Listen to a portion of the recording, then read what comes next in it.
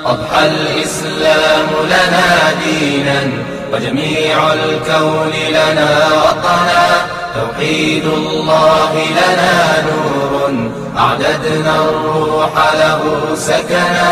أضحى الإسلام لنا دينا وجميع الكون لنا وطنا توحيد الله لنا نور أعددنا الروح له سكنا. الكون يزول ولا تمحى في الدهر صحائف سددنا بنيت في الأرض مساجدنا والبيت الأول كعبتنا.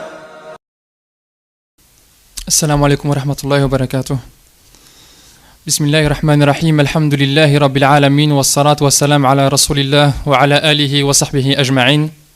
Chers frères et sœurs, tout d'abord, on invoque pour qu'Allah fasse de cette assemblée une assemblée pieuse, destinée à son rappel et destinée à élever notre iman.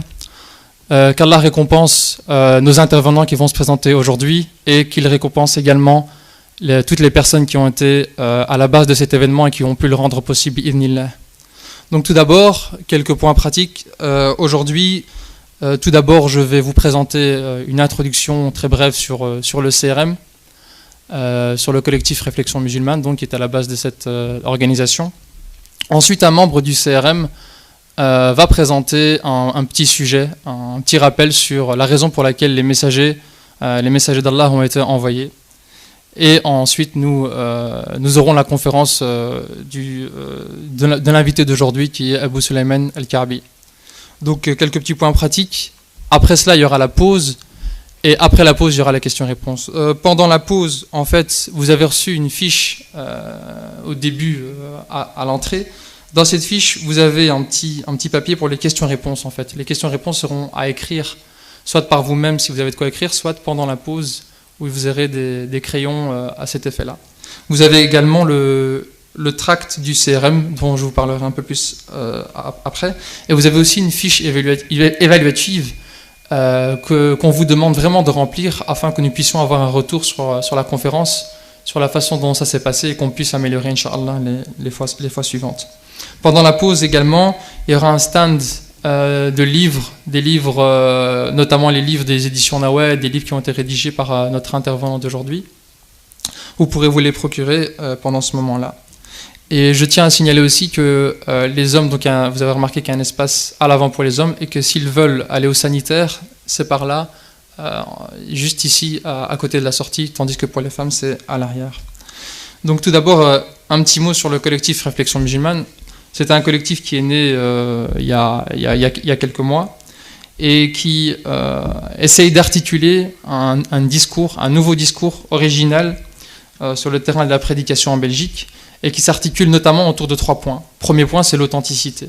Donc on veut un retour à l'authenticité, un retour à la compréhension de la ilaha illallah et du tawhid, un retour à la compréhension de ce que ça veut dire s'écarter du shirk et du tarot, un retour au dogme, à l'authenticité, et à ce qu'un esprit de non-concession sont nos bases fondamentales. Parce qu'on considère que, en tant que musulman, c'est là la chose la plus importante, et que donc toute base de prédication doit commencer par là. Ensuite, le deuxième point, c'est un point sur l'identité. Comme on le sait, il y a eu, notamment dans la population musulmane qui est ici en Europe, de vastes mouvements migratoires. On vient d'une histoire, on a un certain vécu, on a un certain passé, et donc il faut absolument savoir qui nous sommes en tant que musulmans, en tant qu'immigrés, refaire notre histoire et essayer de nous décomplexer et de décrire l'histoire au lieu de la subir.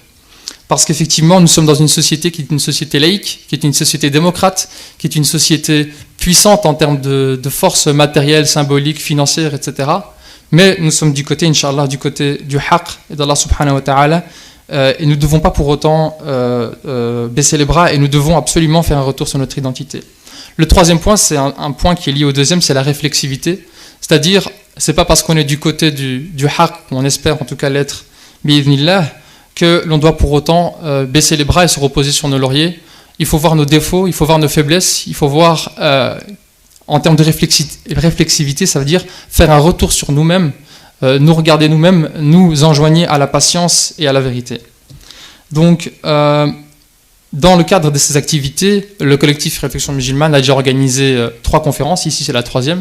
Une première conférence sur le fiqh al-waqi' avec Aïssa Matiahia qui était venu de Paris ici, sujet qu'on avait choisi parce qu'on trouvait important de pointer l'importance qu'il y avait, surtout dans la société d'aujourd'hui, à allier les connaissances shari'i de la connaissance religieuse et les connaissances du waqi' des sciences profanes, et qu'on pouvait difficilement aujourd'hui comprendre la religion sans la société et comprendre la société sans la religion, inversement.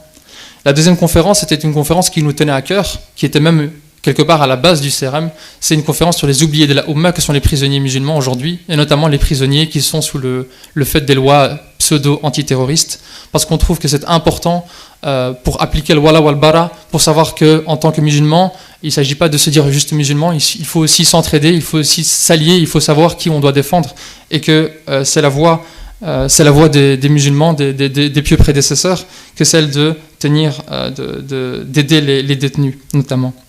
La 3e conférence, c'est celle d'aujourd'hui, c'est celle sur Isa alayhi salam. On en viendra un peu plus tout à l'heure. Autre chose que le CRM avait fait, c'était une action qu'on a appelée le Ramadan du Tawhid, qui est en cours aujourd'hui encore. On essaye d'avoir le plus d'équipes possible. On a rédigé un petit feuillet d'environ 8 pages qui est dans la fiche que vous avez reçue, dans le phare de chemise que vous avez reçu, et qui est un rappel sur la base de la base, la raison pour laquelle tous les messagers ont été envoyés, le Tawhid et le rejet de toute forme de shirk. C'est un rappel qu'on veut faire concret, c'est pas un rappel qu'on veut juste théorique, c'est un rappel qu'on veut essayer de faire toucher au maximum à Bruxelles, et on essaie aussi de faire d'autres villes, et par lequel on essaye d'impulser le débat sur le sujet, et de faire en sorte que aujourd'hui être musulman n'est pas juste une identité supplémentaire à celle d'être belge, européen, etc. Que ce soit notre identité de base, Inch'Allah.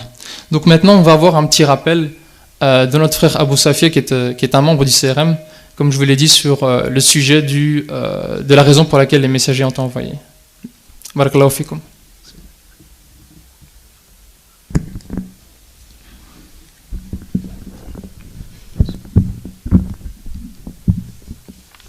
Alhamdulillah wa salatu wa salam ala rasulillah.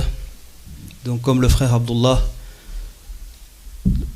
nous a dit que je vais faire un petit rappel sur la raison pour laquelle Allah Ta'ala a envoyé les messagers.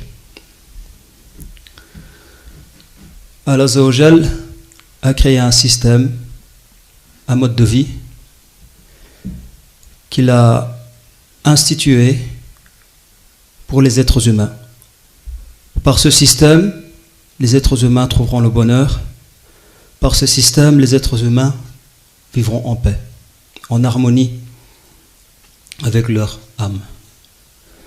À ce sujet, Allah Azza wa Jalla dit: Shar'a lakum min ad-din ma wassa bihi Nuha walladhi awhayna ilayka wa ma wassayna bihi Ibrahim wa Musa wa Isa an aqimu ad-din wa la tatafarraqu fihi.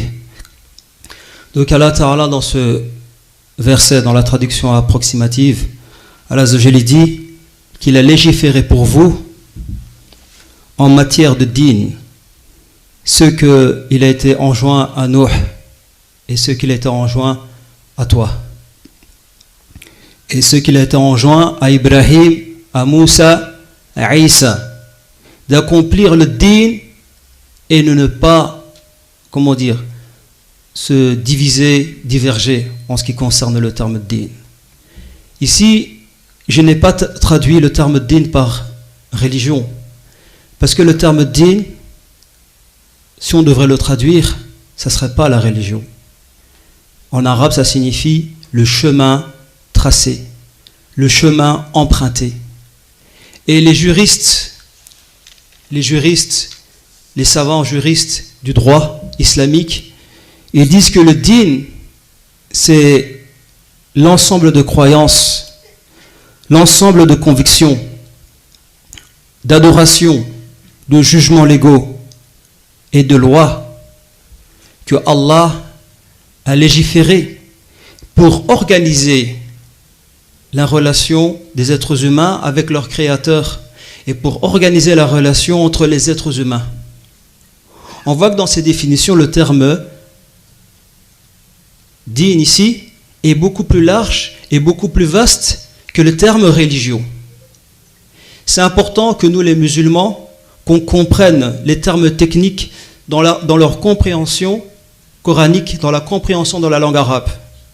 Car si on comprend le terme din par le terme religion, on risque de limiter la raison pour laquelle les prophètes ont été envoyés.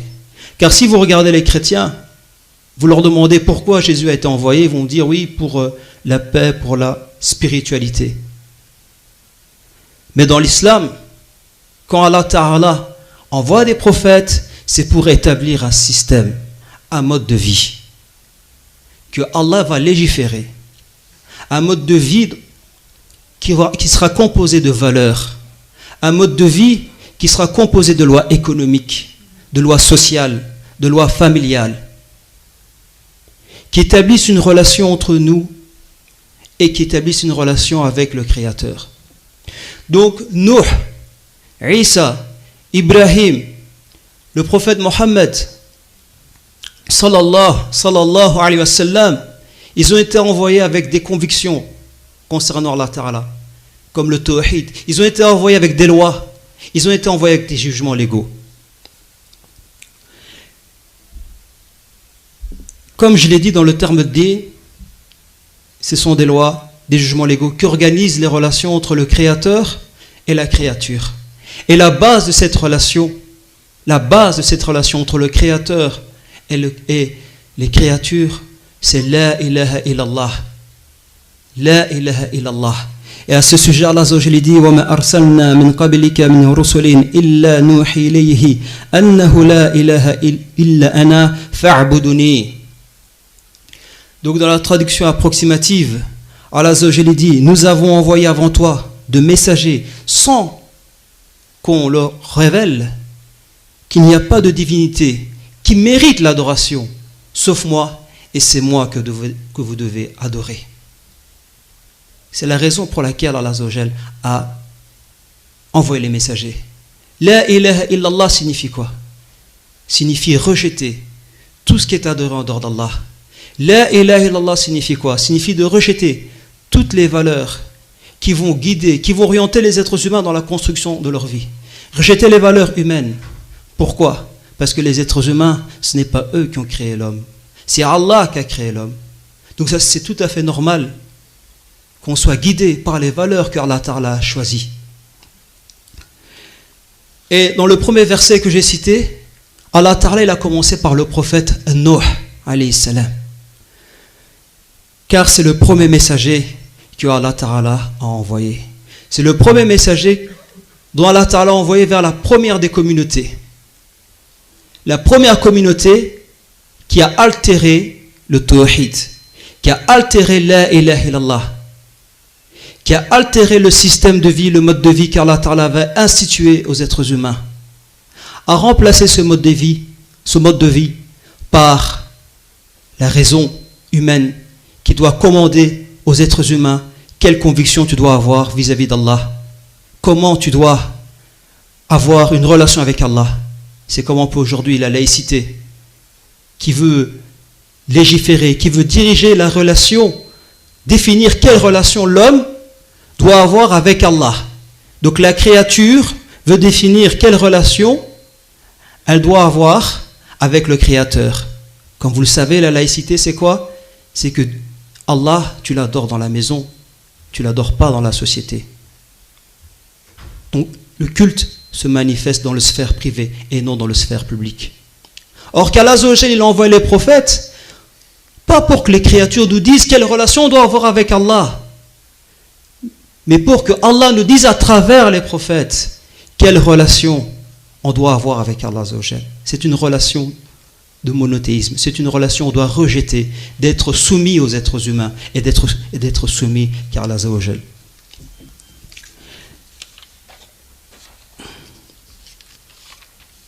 Et Sayyid Qutb, qui est un penseur musulman égyptien contemporain, il a écrit un livre où il a appelé La ilaha illallah est un dogme, est une législation.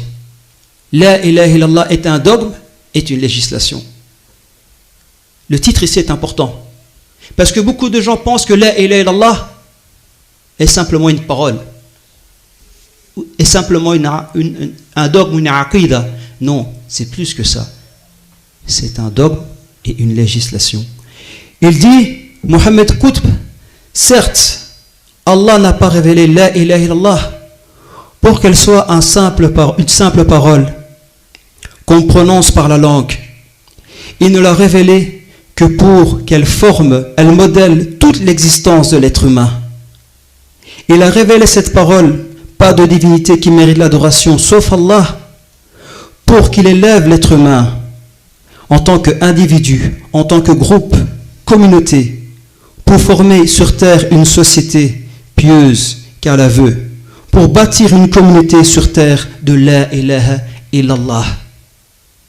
Donc Allah Ta'ala a révélé cette parole pour qu'on forme notre société en fonction de la ilaha illallah, qu'on construise notre société au niveau économique, politique, social, au niveau de la ilaha illallah. Pas qu'on construise nos sociétés en fonction des valeurs, d'idéologies inventées par les êtres humains, comme la laïcité, la démocratie, le communisme. Et en pratiquant la ilaha illallah, l'être humain sort de l'esclavagisme. Il sort du fait d'être esclave des êtres humains. Comme disaient les compagnons que le prophète sallam a été envoyé pour sortir l'homme de l'esclavagisme, pour sortir l'homme du fait qu'il soit esclave des hommes et qu'il devienne serviteur du créateur des hommes. Quand on regarde l'époque mécoise, les gens qui ont embrassé l'islam, ils avaient beaucoup de facilité à obéir au prophète. Et les Quraïsh ne comprenaient pas. Ils ne comprenaient pas parce que les Quraïsh devaient torturer les musulmans pour faire la mécréance. Mais tandis que pour la ilaha illallah, ils ne devaient pas être torturés. Le prophète sallam disait la ilaha illallah, vous allez réussir, et directement, ils se convertissaient. Parce qu'ils ont vu à travers cette parole la véritable soumission, la véritable liberté. Et je terminerai en disant que les prophètes, Allah Ta'ala les a envoyés pour développer le bonheur sur terre, en faisant que la ilaha illallah guide l'intelligence, et non le tarout guide l'intelligence de l'être humain. Car le tarout, lorsqu'il guide l'intelligence de l'être humain, il le force, il le pousse à soumettre les êtres humains aux hommes. Le tarout, lorsqu'il guide l'intelligence de l'être humain, il le pousse à faire des crimes. Il le pousse à planifier des nouvelles débauches. Et Allah Ta'ala envoie les prophètes pour que les êtres humains sortent de cette adoration du tarout. Ainsi, par la ilaha illallah, on contrôlera, les prophètes, ont contrôlé le pouvoir. Par la ilaha illallah, les prophètes ont contrôlé les richesses, afin d'éviter que les êtres humains, les nations, vivent sous la puissance, vivent dans un état d'esclavage par rapport à l'élite, par rapport à une minorité. Alhamdulillah wa salatu wa salam ala rasulillah. Barakallahu fik, m'avoir écouté.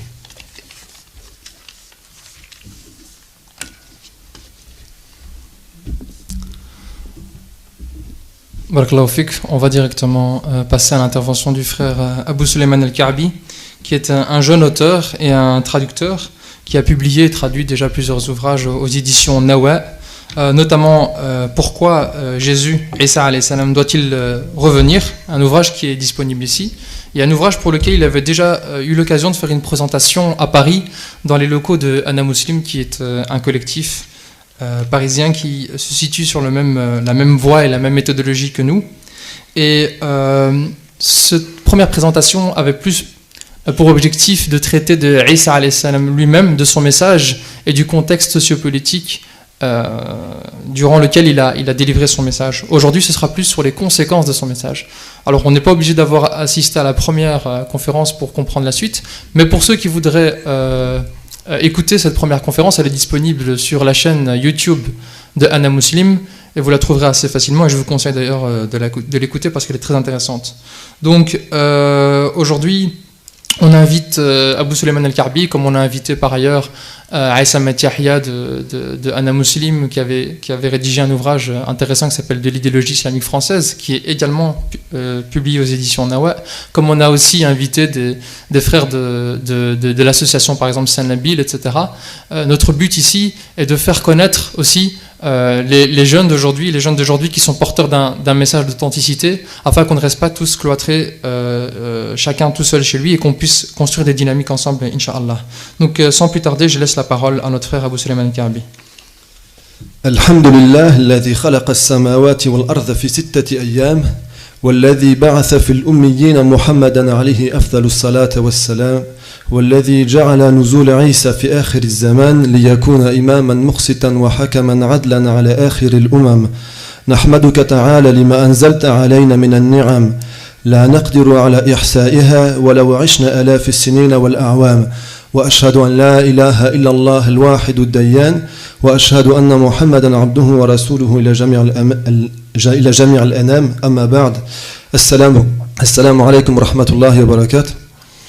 Donc comme cela a été dit, je vais aborder la question de l'héritage de Jésus dans l'islam contemporain, c'est-à-dire qu'on va essayer de tirer à travers la vie de Jésus et son message tous les enseignements que l'on peut appliquer à notre époque pour résoudre certains problèmes qui concernent les musulmans. Alors, toute cette réflexion se base sur une idée qui est que la situation actuelle des musulmans dans le monde est similaire à la situation des juifs il y a 2000 ans, à l'époque où Jésus alayhi salam a été envoyé. Et donc, déjà, on trouve dans le Coran ces similarités, puisque le récit des juifs dans le Coran est systématiquement mis en parallèle avec le destin des musulmans et avec leur histoire. Il y a par exemple un passage de Surat al-Isra qui concerne l'histoire des Juifs. C'est la première partie de cette sourate qui résume en plusieurs étapes les différentes époques et les différentes épreuves que les Juifs ont vécues.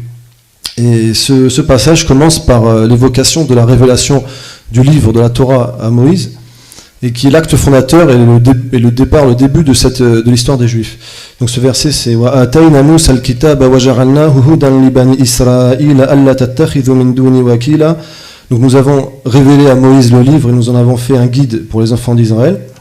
Puis à partir de ce verset, les versets qui suivent décrivent les différentes étapes, notamment les différents cycles de corruption auxquels les Juifs ont été confrontés, ainsi que les épreuves extérieures, puisqu'il y a les 2 destructions du temple qui sont évoquées dans ce passage. Et premièrement en 580 avant Jésus-Christ, avec l'arrivée des armées babyloniennes qui ont détruit Jérusalem et le temple de Jérusalem, puis une deuxième fois par les Romains en l'an 60 après Jésus-Christ. Et le dernier verset de ce passage finit en évoquant l'avenir des Juifs à partir de la révélation islamique, puisqu'il dit Asa rabbukum yarhamakum, donc qui s'adresse aux Juifs à partir de l'époque de la révélation. Peut-être qu'Allah vous fera miséricorde aux Juifs. Et le verset qui suit, donc après avoir évoqué toute l'histoire des Juifs depuis le commencement jusqu'à l'avenir même, le verset qui suit évoque la révélation du Coran. Inna hadha al-Qur'ana yahdi lillati hiya aqwam. Et on voit ici qu'il y a, donc la narration reprend avec l'évocation de la révélation islamique, qui est mis en parallèle avec le point de départ des Juifs, qui était la révélation du livre à Moïse. Donc toute cette structure en fait laisse penser que maintenant les Juifs ont eu leur histoire à partir de ce point de départ, et maintenant les musulmans vont être confrontés aux mêmes épreuves pour les mettre en comparaison. Et il y a un verset de Surat al-Baqarah qui est explicite, qui dit cette idée de manière explicite, c'est Tilka ummatun qad khalat, donc ça s'adresse aux Juifs, voilà une nation qui est révolue, dont le parcours est scellé. Laha ma kasabat wa lakum ma kasabtum, ils sont responsables de leurs œuvres, et vous, donc les musulmans, vous êtes responsables des vôtres. Wa la tus'aluna amma kanu ya'malun, alors vous n'aurez pas à répondre de leurs actes. Et effectivement, quand on regarde d'un point de vue historique l'histoire des Juifs, on s'aperçoit qu'ils sont passés par différentes étapes, et qu'on trouve dans l'histoire des musulmans depuis Mohammed jusqu'à notre époque les mêmes étapes. Donc dans le domaine politique, tout d'abord, il y a eu 3 grandes étapes chez les Juifs, à partir de l'âge d'or qui était la fondation du royaume d'Israël, avec les 3 grands rois, Talut, donc Saül, David et Salomon, Daoud wa Sulayman. Donc c'était l'âge d'or parce qu'ils accumulaient à la fois la puissance, la puissance et l'autonomie, l'unité politique donc du peuple des croyants sous une même entité politique, mais aussi ils avaient des souverains qui étaient justes et saints. Et la première chose qu'ils ont perdue, c'est la bonne gouvernance, puisqu'après la mort de Soulaïman, il n'y a plus eu de bons gouvernants. Dans une deuxième étape, ils ont perdu l'unité politique, parce qu'il y a eu une division entre le royaume d'Israël et le royaume de Judée, et les Juifs ont perdu leur unité. Et la troisième étape, ça a été la perte de l'autonomie, avec tout d'abord donc l'invasion babylonienne, puis l'Empire grec, et ensuite l'Empire romain, et donc les Juifs étaient toujours soumis à des puissances extérieures et idolâtres. Donc c'était pour eux le comble de la décadence. Et c'est la situation qui était en vigueur à l'époque où Jésus est apparu. Et dans l'histoire de l'islam, on voit la même dégradation à partir du califat orthodoxe, le Khilaf al-Rashida, où les musulmans étaient à la fois unis, étaient puissants et en même temps ils avaient une bonne gouvernance. La première chose qui a été perdue, c'est la bonne gouvernance avec le passage à la dynastie Omeyyade, puisque auparavant le principe qui était mis en application par les musulmans, c'était que le meilleur d'entre nous gouverne. Et Muawiyah, qui est le fondateur de la dynastie Omeyyade, a remis en cause ce principe, puisque beaucoup de compagnons remettaient en cause sa légitimité. Il répondait je suis conscient que je ne suis pas le meilleur d'entre vous, spirituellement, moralement, je suis loin d'être le meilleur d'entre vous, mais je suis le plus digne de gouverner parce que je suis plus doué que vous d'un point de vue politique et militaire, donc c'est dans l'intérêt de la Oumma que ce soit moi qui gouverne. Donc là, on a eu la perte de ce principe de bonne gouvernance. Ensuite, dans une deuxième étape, on a perdu l'unité dans la deuxième phase de l'histoire de l'Empire abbasside, où il y a eu un émiettement de toutes les entités islamiques. Il y a eu des dynasties qui se sont formées de manière autonome au Maghreb, en Asie centrale, et puis la destruction totale de l'Empire abbasside en 1258 par les troupes mongoles ont fait que les musulmans ont perdu leur unité et n'ont jamais vraiment retrouvé jusqu'à nos jours. Et enfin, la troisième étape, ça a été la perte de l'autonomie à partir de l'expansion coloniale européenne, qui s'est poursuivie avec l'hégémonie américaine à notre époque. Et pour aller même plus loin dans les similarités, on trouve donc dans l'histoire des Juifs ils ont d'abord été soumis à la colonisation grecque avec l'Empire séleucide à partir des années 300 avant Jésus-Christ. Et donc ils ont essayé plusieurs fois de se rebeller. Il y a eu ce qu'on appelle la révolte des Maccabées qui a échoué. Les Grecs ont gardé leur mainmise, leur domination sur les Juifs. Et ensuite, cette domination, elle a disparu seulement parce qu'elle a été substituée par la domination romaine, puisque Rome, qui était donc une cité qui s'inspirait culturellement des mythes grecs et qui est montée en puissance à cette époque-là, a concurrencé la Grèce, a réussi à coloniser la Grèce elle-même, puis à s'emparer de ses possessions. Et on a vécu la même situation ces 2 derniers siècles, puisqu'il y avait d'abord la colonisation européenne, l'Europe qui constituait un monde qui était très similaire au monde grec à l'époque. C'était un monde fermé avec une identité propre, mais en même temps avec plusieurs États en concurrence, etc., et qui sont tombés après dans une logique impériale. Et après, il y a l'Amérique qui est culturellement européenne, qui est une culture européenne c'est un monde plus à l'ouest, mais qui est monté en puissance, qui a englobé l'Europe et qui a étendu son hégémonie à la fois sur l'Europe et sur ses possessions dans le monde. Donc je ne vais pas poursuivre trop les similitudes, mais c'est pour bien montrer qu'il y a vraiment beaucoup de ressemblances. Donc la conséquence, c'est que il y a autre chose, d'autres ressemblances concernant l'aspect doctrinal. Ça, j'ai vu l'aspect politique. Au niveau des doctrines, il y a eu 2 grands cycles en fait dans l'histoire des Juifs jusqu'à l'arrivée de Jésus. Et ces 2 cycles sont décrits d'ailleurs dans Surat al-Isra aussi, quand il est dit que les Juifs allaient semer la corruption sur terre par 2 fois. وَقَضَيْنَا إِلَى بَنِي إِسْرَائِيلَ فِي الْكِتَابِ لَتُفْسِدُنَّ فِي الْأَرْضِ مَرَّتَيْنِ.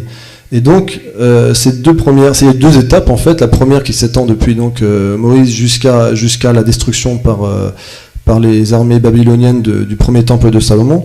C'est une période où en fait, on le sait maintenant, les Juifs retombaient en permanence dans le paganisme, dans le polythéisme. On le sait parce que les archéologues actuellement ont découvert que dans les habitations juives de cette époque-là, il y avait toujours des statuettes, et à tel point que pour des chercheurs occidentaux, ils estiment qu'en fait le monothéisme n'est pas si ancien que ça, qu'en fait ils étaient polythéistes et qu'ils ont réinventé après l'histoire en disant qu'ils étaient monothéistes depuis cette période. Mais si on met en parallèle avec l'Ancien Testament, on s'aperçoit que les prophètes juifs de cette époque-là rappelaient constamment les juifs aux monothéistes et leur disaient de ne pas jalouser leurs voisins, les peuples voisins qui étaient polythéistes, de délaisser leurs idoles. Donc on voit bien que la première corruption des Juifs, c'était de constamment remettre en cause les fondements du dogme et de toujours revenir au paganisme. Et donc ce cycle se termine avec la punition la punition d'Allah, qui a été la destruction de leur temple, la destruction de Jérusalem, la déportation des Juifs en Irak donc actuel, en Mésopotamie pendant 2 générations. Et là c'est l'ouverture d'un autre cycle. Et dans ce deuxième cycle, il y a eu une stabilisation du dogme. Les Juifs ont compris la leçon, ils ne sont jamais revenus au paganisme. Et il y a une sorte d'orthodoxie juive qui s'est formée à ce moment-là, qui n'a pas été remise en cause, mais par contre les débats, les querelles doctrinales se sont déportés sur d'autres sujets, puisque maintenant les Juifs, à partir de cette époque-là, étaient confrontés à une domination extérieure. Donc les nouvelles questions, c'était est-ce qu'on peut accepter la domination des païens, des Grecs, est-ce qu'on peut prendre certains aspects de leur culture, est-ce qu'on peut se mélanger avec eux, etc. Et donc on voit bien que dans le monde musulman, il y a eu à peu près ces 2 cycles-là, parce qu'il y a jusqu'à la première partie de l'histoire de l'islam, jusqu'à nos jours, donc jusqu'à il y a à peu près 700 ans, il y avait des sectes et des courants qui sont apparus, qui étaient complètement hétérodoxes, qui remettaient des bases de la croyance, etc. C'est des sectes qui n'existent plus vraiment, ou qui sont tellement marginales qu'elles n'ont plus aucun poids. Et on aurait pu croire à cette époque-là aussi que toutes ces tendances philosophantes, rationalistes pouvaient triompher.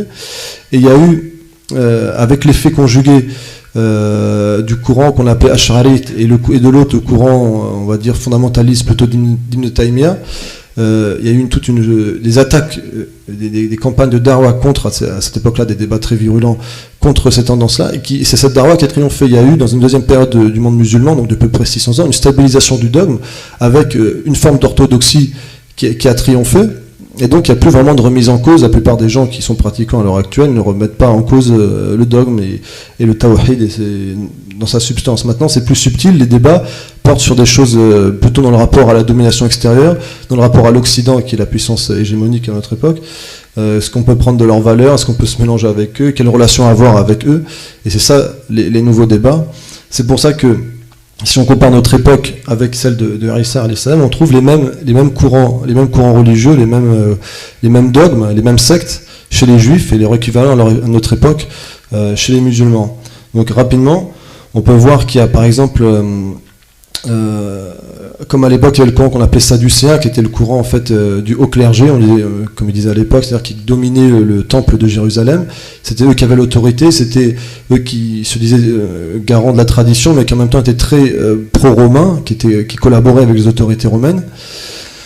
C'est l'équivalent du courant dominant à notre époque, que je peux appeler néo-ash'arite, qu'on peut appeler ikhwani, moderniste, réformiste. C'est la tendance majoritaire au sein des musulmans, c'est-à-dire qu'ils veulent pratiquer, mais en même temps il y a une attirance pour l'Occident, il y a pas mal de choses qui ne sont pas très claires dans la relation entre l'idéologie islamique et la conception philosophique occidentale. De l'autre, il y avait tout un courant qu'on peut dire puritain, qu'on appelait les pharisiens, qui était au contraire qui se repliait sur eux-mêmes, qui voulait être en coupure totale avec le monde païen, mais qui abandonnait toute dimension collective et politique. Et donc c'est l'équivalent de ce qu'on appelle aujourd'hui le salafisme quiétiste ou le séculier. Il y avait aussi des courants issus de ce courant-là qui étaient dans l'hostilité par contre vis-à-vis des Grecs et des Romains. C'est le courant zélote. Et il y avait aussi les sicaires qui étaient des organisations armées qui luttaient contre l'occupation romaine. Et on voit aujourd'hui qu'on a exactement les mêmes courants. Donc Jésus apparaît à cette époque-là. Et donc l'idée, c'est que puisqu'on est dans une situation similaire, on peut s'inspirer de lui, ou en tout cas étudier son modèle, qui est un modèle pertinent pour nous. Et je pense que c'est l'idée de ce verset de Surat Al-Imran, où c'est l'ascension, l'élévation de Jésus alayhi salam par Allah qui est évoquée. Et dans ce verset, Allah dit وَجَعَلُوا الَّذِينَ اتَّبَعُوكَ فَوْقَ الَّذِينَ كَفَرُوا إِلَى يَوْمِ الْقِيَامَةِ. Donc ça s'adresse à Jésus qui dit, et Allah lui dit, j'établirai ceux qui te suivront au-dessus des incroyants jusqu'au jour de la résurrection. Donc concernant les enseignements, aujourd'hui j'ai juste voir un aspect de l'enseignement de Jésus, parce que ce n'était pas vraiment le sujet principal de cette conférence. Il y a quelque chose d'important chez lui et qu'on peut reporter à notre époque, c'est la dénonciation de l'hypocrisie. C'est-à-dire qu'il y avait un retour à la religion à son époque comme à la nôtre chez les musulmans, mais il y avait une accentuation de la pratique. Mais Issa reprochait aux Juifs en fait d'être dans l'hypocrisie dans le sens coranique et islamique du terme, c'est-à-dire que cette pratique était extérieure, mais en réalité, à l'intérieur, leur personnalité et leur vision du monde n'étaient pas imprégnées par la religion. Et donc en réalité, ils étaient sous l'influence directe des idées extérieures, notamment du monde romain, même du point de vue culturel, philosophique, et que c'était ça qu'il fallait remettre en cause, et que donc la responsabilité portait sur eux-mêmes, sur les Juifs. Donc de cette manière, avec ce discours un peu agressif dirigé contre les Juifs eux-mêmes, Jésus en fait a remis en cause une tendance qui était à l'époque qu'on appelait nationaliste, et le nationalisme à l'époque ça signifiait que c'était un discours, il faut remettre les choses dans leur contexte, déjà donc la plupart des Juifs à ce moment-là, comme la plupart des musulmans de notre époque, sont, même s'ils ne le savent pas, influencés dans leur façon de voir les choses, culturellement, idéologiquement, philosophiquement, par l'Occident qui s'est imposé pour tous les peuples d'ailleurs comme le modèle incontestable, et il y avait seulement à cette époque-là une frange minoritaire des Juifs qui se disaient nationalistes et qui développaient un discours comme quoi, si je peux résumer, il y avait les méchants romains, les méchants koufars, on va dire, extérieurs, qui martyrisaient, qui opprimaient injustement les pauvres Juifs. Et donc cette vision était trop naïve, trop binaire, trop fausse, parce qu'en réalité, ça, objectivement, la plupart des Juifs acceptaient et trouvaient que le modèle romain était le vrai modèle. Donc de ce point de vue-là, ils ne subissaient pas. Le problème était du côté des Juifs eux-mêmes qui, intérieurement, dans leur mentalité, étaient façonnés par le monde romain. Donc la domination extérieure politique était que la conséquence et pas le centre de la question. Le deuxième point de cette naïveté, donc, c'est le fait de considérer que toutes ces calamités qui s'abattaient sur les Juifs à l'époque, c'était des injustices. Or, Jésus à l'époque leur disait clairement qu'en fait tout ce qui leur arrivait c'était de leur faute, c'était eux le problème, c'était que même les adversités extérieures c'était la conséquence naturelle de leur propre façon d'être et de leur comportement et de la façon de concevoir le monde, et que donc ils devaient faire un effort sur eux-mêmes, sur la réflexivité comme disait notre ami tout à l'heure, de pouvoir se regarder nous-mêmes, arrêter de se considérer comme des victimes et voir où sont nos torts, où sont nos fautes pour pouvoir les corriger. Et d'ailleurs, si je voudrais mettre en garde contre cette forme de naïveté, de dire voilà, on est des pauvres victimes face aux méchants koufars, c'est parce que les conséquences à l'époque, on n'y est pas encore, et j'espère qu'on ne subira pas la même chose que les Juifs, les conséquences ont été dramatiques, parce que cette frange minoritaire qui avait la qualité de remettre en cause, le modèle romain, de magnifier un peu la foi véritable et l'orthodoxie, est passée d'un extrême à l'autre, c'est-à-dire donc pendant plusieurs décennies dans cet extrême de naïveté, etc. Et ce qui s'est passé, c'est ce qu'on appelle la première guerre judéo-romaine, je vais devoir un peu détailler. Cette guerre, en fait, elle a éclaté vers les années 66 après Jésus-Christ, donc une trentaine d'années après la disparition de Jésus, alayhi salam. Alors cette guerre, elle est intervenue après donc 30 années d'un climat de tension de plus en plus vive entre les Juifs et les païens. Et on a exactement la même situation à notre époque. Et d'ailleurs, même les provocations qui étaient continuelles de la part des païens à l'égard des Juifs ressemblent même aux provocations et les humiliations qu'on peut subir à notre époque. Pour l'anecdote, il y a par exemple, il y avait des légionnaires romains qui étaient en permanence postés donc en Judée, en Samarie, dans tous les endroits où où les Juifs habitaient. Ils s'occupaient de la sécurité et de l'ordre, et donc ces païens étaient exaspérés par les pratiques des Juifs qui étaient pudiques. Ça leur plaisait pas, parce qu'à l'époque le monde païen était très impudique, beaucoup plus même d'ailleurs que le monde occidental actuel, puisque le christianisme est passé entre temps. Et donc ils trouvaient ça comme une forme de rejet. Et par exemple, on a une anecdote, pendant une festivité religieuse juive qui se déroulait à Jérusalem, un des légionnaires qui était posté là, par provocation, a levé sa jupe. Et donc c'était considéré comme un affront par les Juifs. Il a fallu avoir une émeute, et à chaque fois, et c'est toujours le même mécanisme, il y a les grands représentants, les grands dignitaires religieux juifs, les sadducéens, qui arrivent et qui calment tout le monde, qui disent non, faut pas se fâcher, c'est pas bien. Et puis le gouverneur romain qui lui aussi essaie de calmer, qui dit on va punir les coupables, c'est pas bien, etc. Et il y a eu pas mal d'incidents comme ça. Plusieurs fois, des légionnaires romains ont trouvé des textes sacrés juifs et les ont profanés. Ça a déclenché des émeutes, toujours. Et à chaque fois, c'était éteint. Ça a duré comme ça plusieurs années, jusqu'à ce que les tensions soient de plus en plus vives. Et la guerre a commencé dans la ville de Césarée. Césarée, c'était la capitale administrative de la Judée. C'est là que vivait le gouverneur romain. Et il y avait une grande population grecque, païenne, qui était la population qui détestait le plus les Juifs. et il y avait une communauté juive. Et un jour de sabbat, il y a un païen grec qui a sacrifié un oiseau au nom d'une divinité devant une synagogue, volontairement. Et donc les Juifs il y a une émeute qui n'a pas été arrêtée cette fois-ci. Et les Juifs ont tout détruit, puis il y a eu une répression des légionnaires romains, puis la population grecque s'est vengée, à tel point que finalement, pour reprendre les termes des chroniqueurs de l'époque, Césarée a été vidée de ses Juifs. Donc à l'annonce de cette révolte, il y a eu des révoltes et des émeutes qui sont déclenchées partout dans la région, les Juifs se sont soulevés partout. Dans les grandes villes, à majorité polythéiste, ils ont été massacrés, comme à Alexandrie, où il y a eu plus de 50 000 morts. Et par contre, dans les endroits où c'était plus concentré, en Judée, à Jérusalem, etc., les Juifs ont pris le dessus et ont réussi même, dans un premier temps, à expulser les garnisons romaines qui ont eu l'ordre d'évacuer la zone. Et donc, ce qui s'est passé à ce moment-là, c'est que pour les Juifs, c'était enfin venu, c'était le grand soir, quoi. C'était ce qu'ils attendaient depuis des décennies, depuis des siècles, la libération vis-à-vis des païens, des koufars était enfin venue, et en réalité, c'était une illusion, puisqu'ils étaient inférieurs matériellement, et les Romains ont préparé leur réplique, ont préparé une grande armée pour réprimer cette révolte. Mais ce qui est intéressant, c'est là que je voulais en venir, c'est que donc il y a eu des combats, et très tôt en fait il y a eu une union sacrée entre les différentes tendances juives. C'est que dès qu'ils ont vu que finalement c'était possible de vaincre les Romains, au début c'est ce qu'ils croyaient, ils se sont unis, et même les tendances dites modérées jusque-là, les Sadduciens qui étaient pro-romains, se sont alliés aux Zélotes, et il y a eu une révolte globale. Et d'ailleurs à notre époque, je peux faire le lien avec le fait que les courants modérés sont très pragmatiques, c'est-à-dire qu'ils sont pour la collaboration tant qu'ils pensent qu'il est impossible de les battre, et puis le jour où ils ont un espoir, ils peuvent retourner leur veste et puis devenir en tout cas dans les paroles, je pense à Al-Qaradawi en fait précisément, qui a milité pendant longtemps pour les régimes arabes, et puis le jour où il y a eu les révolutions arabes, qu'il a cru que finalement c'était possible de les vaincre, là il a retourné sa veste, et puis il est devenu presque même un takfiri, il a pris des positions très extrêmes, parce que c'était par pragmatisme pur, parce qu'il s'est dit tiens, il y a une opportunité de prendre le pouvoir.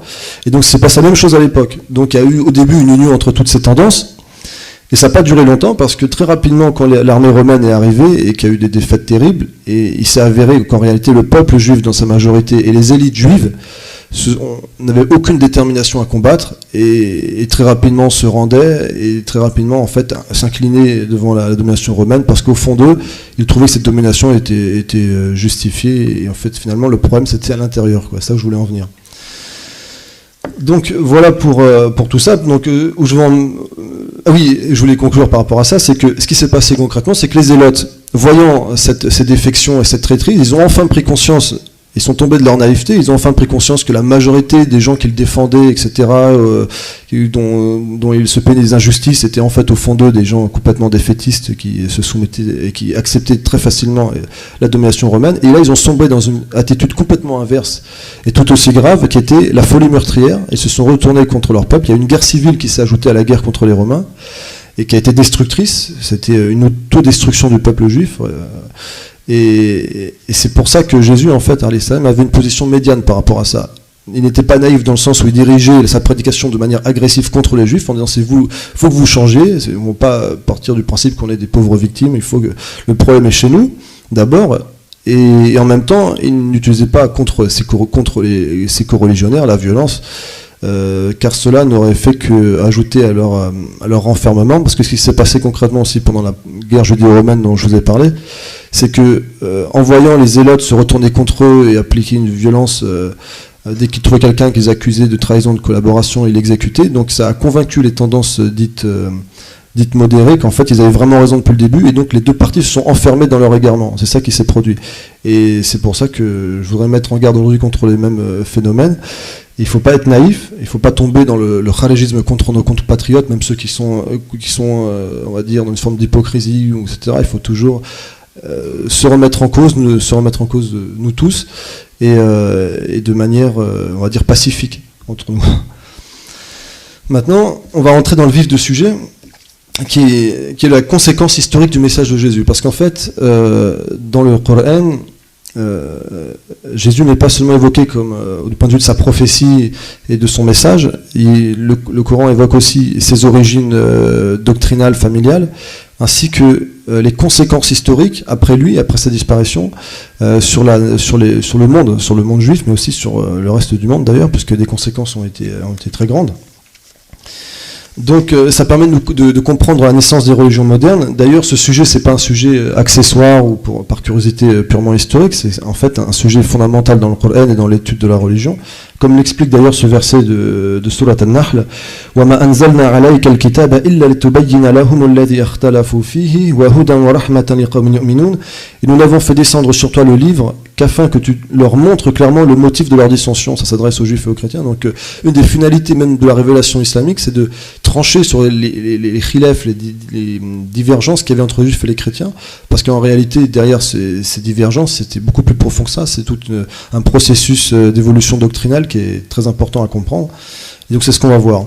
Donc parmi les informations que le Coran nous donne sur les conséquences historiques et doctrinales de la venue de Jésus, la première c'est la dislocation, c'est-à-dire que il y avait des divisions parmi les juifs dans l'Antiquité, il y avait plusieurs types de doctrines, de courants, etc. Et la venue, la prédication de Jésus a exacerbé ces divisions et a provoqué l'éclatement, la disparition même du monde juif antique, la naissance des religions modernes, le christianisme et le judaïsme, parce que le judaïsme, comme on va le voir, actuel, contrairement à ce qu'on peut penser, ce n'est pas un héritage du judaïsme antique, c'est le judaïsme moderne qui est né par réaction à Jésus.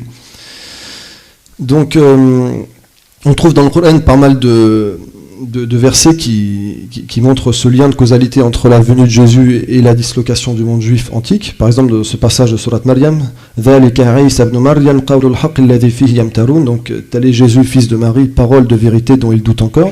Donc à la fin de ce passage, je ne vais pas tout lire, ça finit comme ça. Par la suite, les sectes divergèrent entre elles, alors malheur aux incroyants lors de la venue d'un jour terrible. Donc on voit qu'à partir de la venue de Isa, de Jésus, il y a eu une divergence des sectes qui existaient auparavant dans le judaïsme, qui sont divisées, qui ont formé les religions actuelles. Donc Ibn Kathir dit à propos de ce verset, le peuple, en parlant des juifs, le peuple s'est divisé sur lui après sa disparition. Certains juifs disaient qu'il était un enfant adultère et ils persistèrent dans leur incroyance et leur déni. D'autres leur opposèrent le blasphème en disant qu'il était Dieu, d'autres encore disaient qu'il était le fils de Dieu, etc. Et il y a aussi ce passage de Surat Al-Bayyina qui évoque la même idée. Ceux qui ont reçu le livre ne se sont divisés qu'après avoir reçu la preuve al-Bayina, qui est une allusion à l'évangile. Et on a aussi ce verset de Surat Al-Imran qui dit la même chose. Donc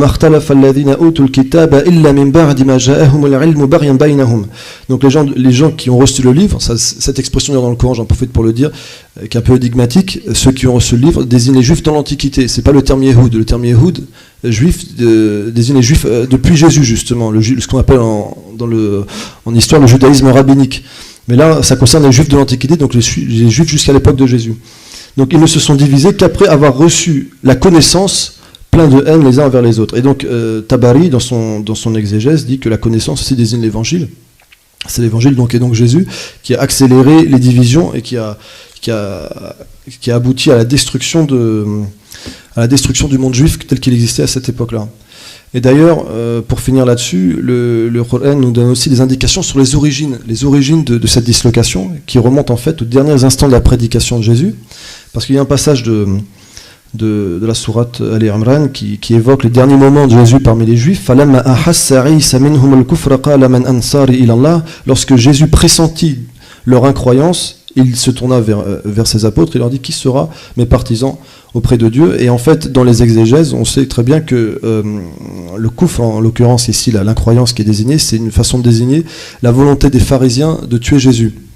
Donc, pour dire les choses, lorsque Jésus pressent la volonté des Juifs de le tuer, donc c'est bientôt la fin de sa mission, il se tourne vers ses disciples et leur dit: qui sera mes partisans? Et il y a cet même épisode qui est relaté dans Surat As-Saf, où c'est plus précis, c'est dit: Qala Isa ibn Maryam lil-Hawariyyin man ansari ila Allah qala al-Hawariyun nahnu ansarullah fa amana ta'ifatun min bani Israël wa kafara ta'ifa.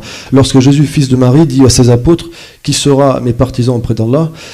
Les apôtres dirent: « Nous le serons. » Et d'autres dirent: « Nous le serons pas. » Et donc, il y a ce même passage Et c'est alors qu'une partie des enfants d'Israël, donc des Israélites, une partie des Israélites ont eu foi en lui et l'autre partie le rejetèrent. Donc on voit que le clivage, à ce moment-là, entre les deux parties, qui va donner d'un côté le judaïsme, de l'autre le christianisme, apparaît à ce moment-là précisément. Et tout ça fait écho à un passage de l'Évangile qui attribue cette parole à Jésus: « Méfiez-vous du levain des pharisiens et des sadducéens ». Et donc les pharisiens et les sadducéens, c'était deux courants, comme j'ai dit, qui existaient à cette époque, et qui n'étaient unifiés sous l'appellation de juifs, mais qui allaient produire les deux religions juives et chrétiennes que l'on connaît. Puisque les Sadducéens, c'était, comme je l'ai dit aussi, c'était un courant qui était ecclésiastique, dans le sens où c'était un haut clergé, qui était en collaboration avec Rome, qui était ouvert sur la culture grecque, donc ça préfigurait la naissance du christianisme, qui fonctionne de la même manière. Inversement, les pharisiens ont donné, et ça, ça se prouve très bien historiquement, on va le voir précisément, ont donné naissance au courant du judaïsme rabbinique. Donc en fait, ça signifie que toutes ces sectes qui existaient dans le monde juif étaient des religions en puissance, mais qu'il a fallu le déclencheur qui était la venue et la prédication de Jésus qui a accéléré ces clivages pour aboutir à cet éclatement et la naissance de ces nouvelles religions. Donc historiquement, comment d'abord le christianisme, pour être plus précis, le christianisme paulinien, s'est séparé, s'est extrait de cette matrice judaïque antique pour devenir une religion autonome. Donc l'acteur de cette scission, ça a été Paul de Tarse, donc qu'on peut vraiment considérer comme le fondateur de cette religion. Il a introduit trois choses qui ont permis l'autonomisation et la naissance du christianisme. La première chose, c'est qu'il a orienté la prédication en direction des païens.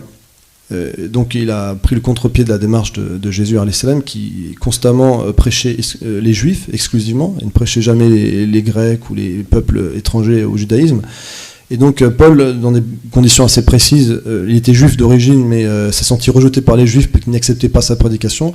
Il a pris la décision volontaire de prêcher en priorité tous les peuples païens, ce qui a abouti en fait à ce que cette religion soit en majorité composée de gens de culture païenne et non de juifs. Donc ça a sorti ce courant de la matrice juive. Deuxièmement, il a rejeté la loi juive qu'on appelle la Torah, qui est le fondement même de l'identité juive. Et il l'a justifié d'un point de vue un peu philosophique en disant c'est lui qui a inventé l'idée de rédemption, le fait que la mort du Christ sur la croix en fait affranchirait les juifs, donc croyant en Jésus, les affranchirait de la loi, et donc désormais ils ne devraient plus appliquer la loi. Il a dit par exemple, vous êtes morts à l'égard de la loi en étant unis au corps de Christ. Ou alors il a dit aussi, maintenant nous sommes libérés de la loi car nous sommes morts à ce qui nous retenait prisonniers. Nous pouvons donc servir Dieu d'une façon nouvelle sous l'autorité de l'Esprit Saint et non plus à la façon ancienne sous l'autorité de la loi écrite. Alors ce qui est important sur ce point, c'est qu'il a introduit l'idée d'exclusion, l'exclusion entre la loi et la foi. Il faut choisir entre la loi et la foi. Si on a vraiment foi en Jésus, on ne peut pas appliquer la loi juive. C'est ça l'idée qu'il voulait imposer. Et bien après sa mort, un de ses disciples qui s'appelait Marcion, qui était un grec converti à sa doctrine, il est allé plus loin encore dans cette idée-là. C'est dans les années 125-130 après Jésus-Christ.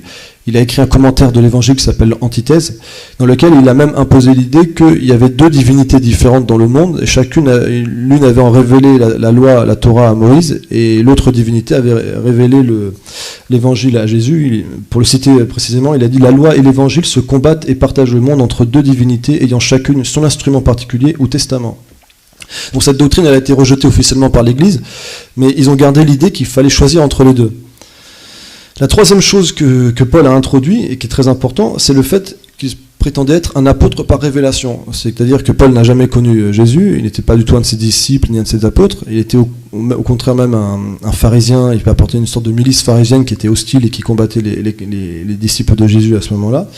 Et donc c'est à peu près, je crois, 5 ou 6 ans après la disparition de Jésus qu'il se convertit en disant qu'il a vu en fait une vision de Jésus qui est apparue à lui, c'est le fameux chemin de Damas.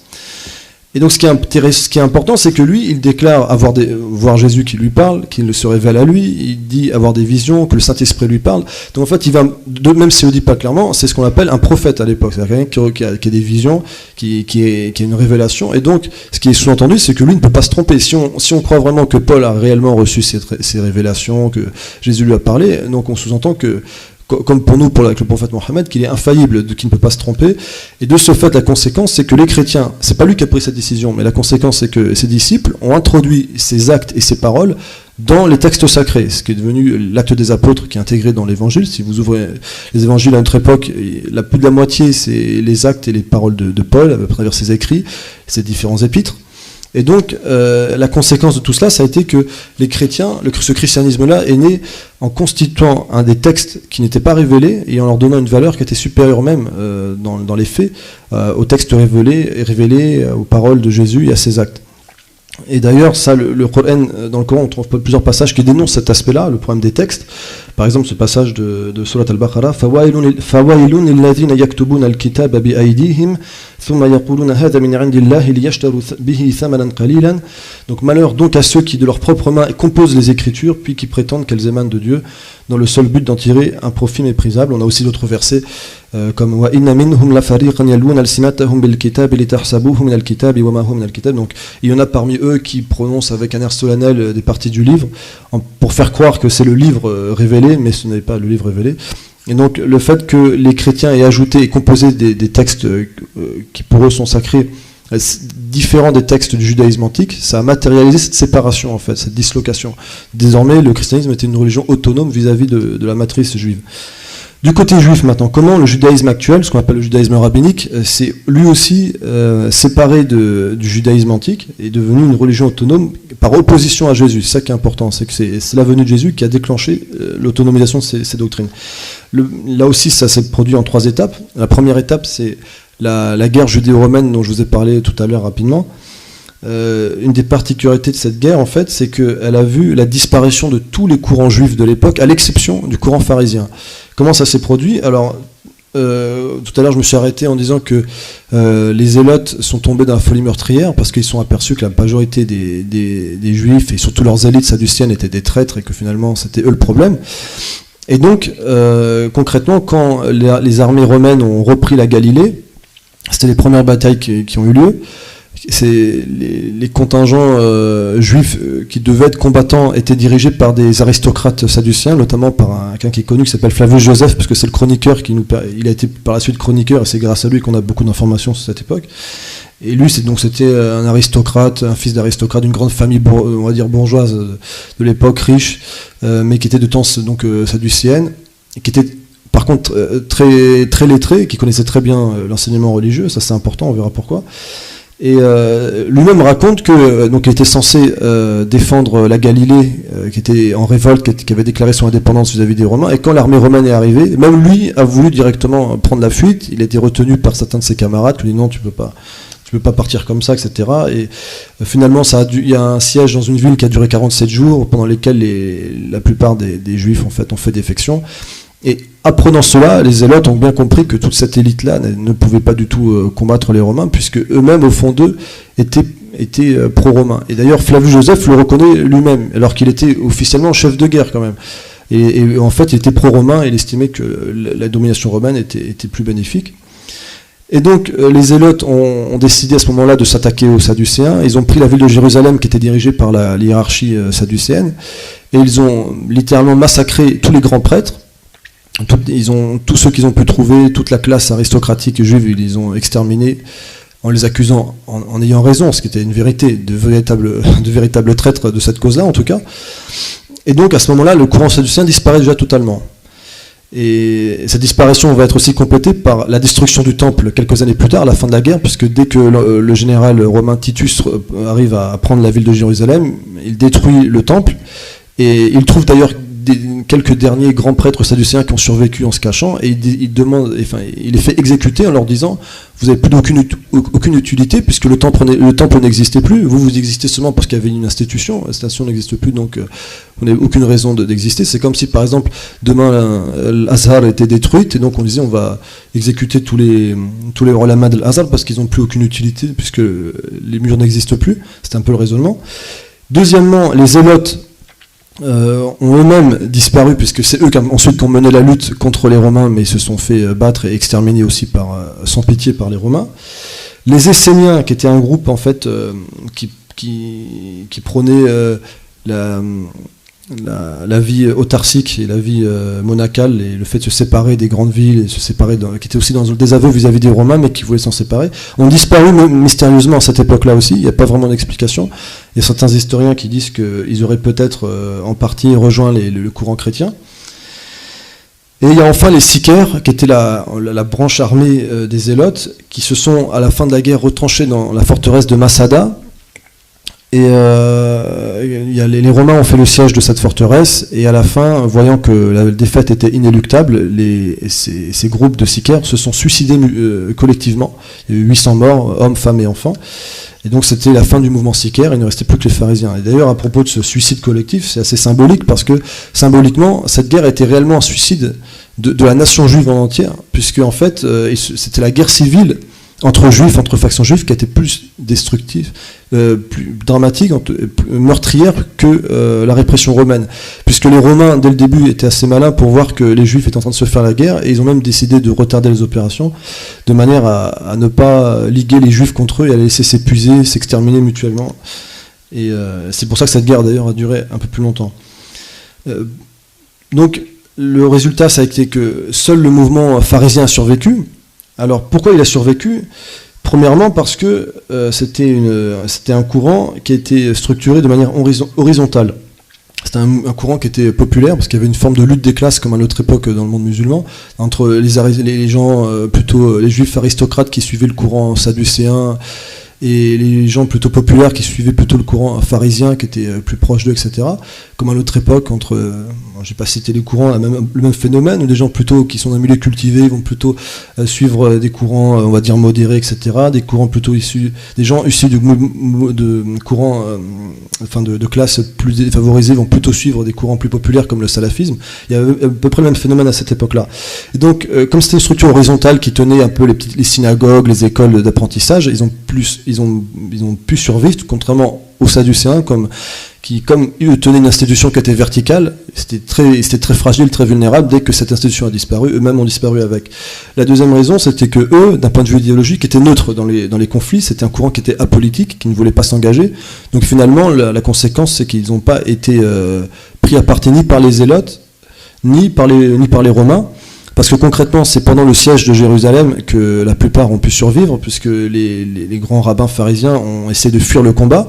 Ils sont des fois par la ruse, des fois en se cachant dans des cercueils, ils ont réussi à être sortis de la ville et se rendre aux Romains. Et là, le général romain qui était Titus les a graciés tous, et leur a donné même une ville qui s'appelle Gophna, pour qu'ils se réfugient en attendant la fin du conflit, la fin de la guerre. C'est à partir de cette ville-là que le mouvement pharisien a pu se reconstituer patiemment et fonder, comme on va le voir, le judaïsme actuel. Donc ça, c'est la première étape. La deuxième étape, c'est le rejet de Jésus et de ses partisans. Et c'est là qu'on voit bien que c'est la venue de Jésus qui a provoqué cet éclatement et la fondation même du judaïsme. Puisque à cette époque-là, il y avait un autre courant dans lequel je vais revenir un peu plus tard, qu'on appelle les Nazaréens. C'était les premiers disciples de Jésus, qui n'étaient pas des Pauliniens, qui n'ont pas suivi Paul, et qui étaient à la fois considérés comme juifs, comme justement un courant du judaïsme. Ils appliquaient la Torah, et en même temps, ils avaient foi en Jésus comme un prophète et un messie. Et donc, eux, ils vivaient encore parmi les juifs, ils se mélangeaient avec eux dans les synagogues, et c'était d'ailleurs même la même chose pour les Pauliniens, d'ailleurs. Même à ce moment-là, les premiers chrétiens, même pauliniens, se mélangeaient encore avec les juifs. C'était pas encore clairement des non-juifs, donc ils allaient même prier dans les synagogues et tout. Et donc à partir de cette époque-là, donc quelques années après cette guerre judéo-romaine, ces rabbins pharisiens décident de redéfinir l'identité juive. Ils disent, maintenant, ils profitent de cette situation qui était dramatique pour dire, on doit mettre des conditions pour être considéré comme juif, pour entrer dans une synagogue. Et il y a eu ce qu'on a appelé la birka aminim, c'était un décret en fait religieux qui a été décidé par des rabbins dans les années 90, donc à peu près 60 années après la disparition de Jésus, pour situer un peu. Et c'était en fait une malédiction liturgique à l'égard des minimes, ça veut dire les hérétiques, et ceux qui étaient visés, c'était tous ceux qui croyaient en Jésus, et notamment ces fameux, aussi bien les chrétiens que les nazaréens, etc. Et donc, de ce fait, ils ont expulsé des synagogues et du monde juif ces personnes-là, et donc c'est eux qui ont monopolisé la foi juive et l'identité juive. Donc clairement, c'est le courant pharisien, le judaïsme actuel n'est que le courant pharisien qui s'est autonomisé, qui a rejeté tous les autres courants. Le troisième élément qui a été décisif, je voudrais préciser aussi que cette décision-là fait écho à l'antithèse de Marcion dont j'ai parlé tout à l'heure, l'idée que chez les chrétiens qu'il y a une incompatibilité entre la loi et la foi. Eux, c'est d'accord avec ça.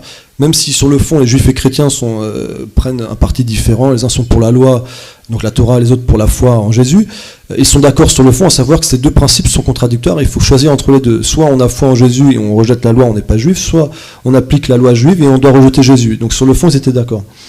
Et donc la mise à l'écrit du Talmud a été l'étape décisive dans cette autonomisation du judaïsme.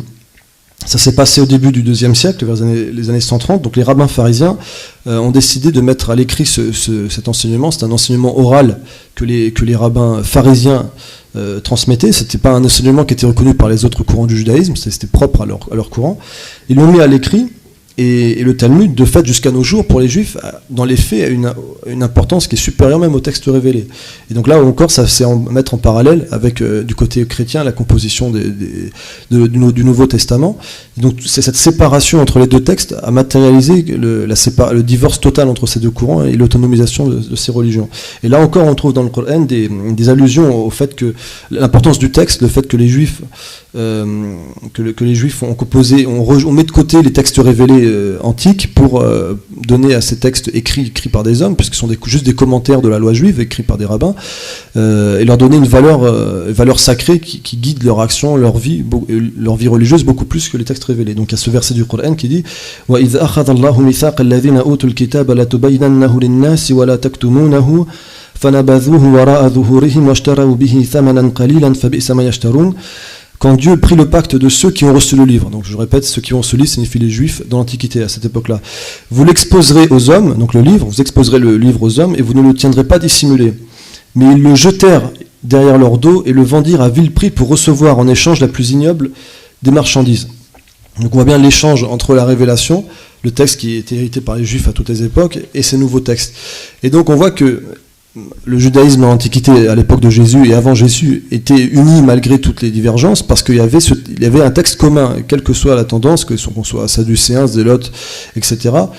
Ils avaient la foi au texte révélé, que ce soit la Torah, et puis les textes dérivés par les prophètes ultérieurs, juifs, et que désormais ce rejet des textes révélés et le fait de remplacer par des textes nouveaux a vraiment matérialisé cette séparation. Et là aussi, on voit dans le Coran cette matérialisation de cette division à partir du texte. On a ce verset par exemple qui dit « وَإِنَّ الَّذِينَ اخْتَلَفُوا فِي الْكِتَابِ لَفِي شِقَاقٍ بَعِيدٍ » Ceux qui se sont divisés à propos du livre sont dans une querelle interminable, c'est une allusion aux juifs et aux chrétiens également. Et il y a aussi ce passage de Surat al-Mu'minun qui montre aussi le lien entre la venue de Jésus et cette querelle au niveau des textes qui a abouti à la formation de ces religions. Donc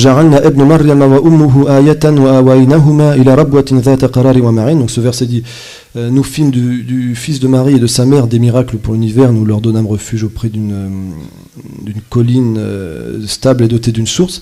Bon, je ne vais pas lire tout le passage, juste après c'est dans le même passage, c'est dit puis ils se divisèrent après cela, à propos des disciples de ceux qui se réclamaient de Jésus, chacun attachait un texte, parce qu'aussi il faut savoir que la querelle au sujet des textes a aussi concerné les chrétiens eux-mêmes, puisque jusqu'au IVe siècle, il y avait des centaines de versions des évangiles, et qu'il y avait des querelles entre chrétiens pauliniens pour savoir quels étaient les évangiles authentiques à garder, etc., jusqu'à ce que progressivement les autorités ecclésiastiques censurent et détruisent toutes les versions qui étaient considérées comme apocryphes, qui devaient être cachées du peuple. Donc pour conclure sur ce point-là, on voit que une des finalités essentielles de Jésus, enfin de sa prédication, c'était en fait de provoquer ces clivages et d'arriver à cette séparation.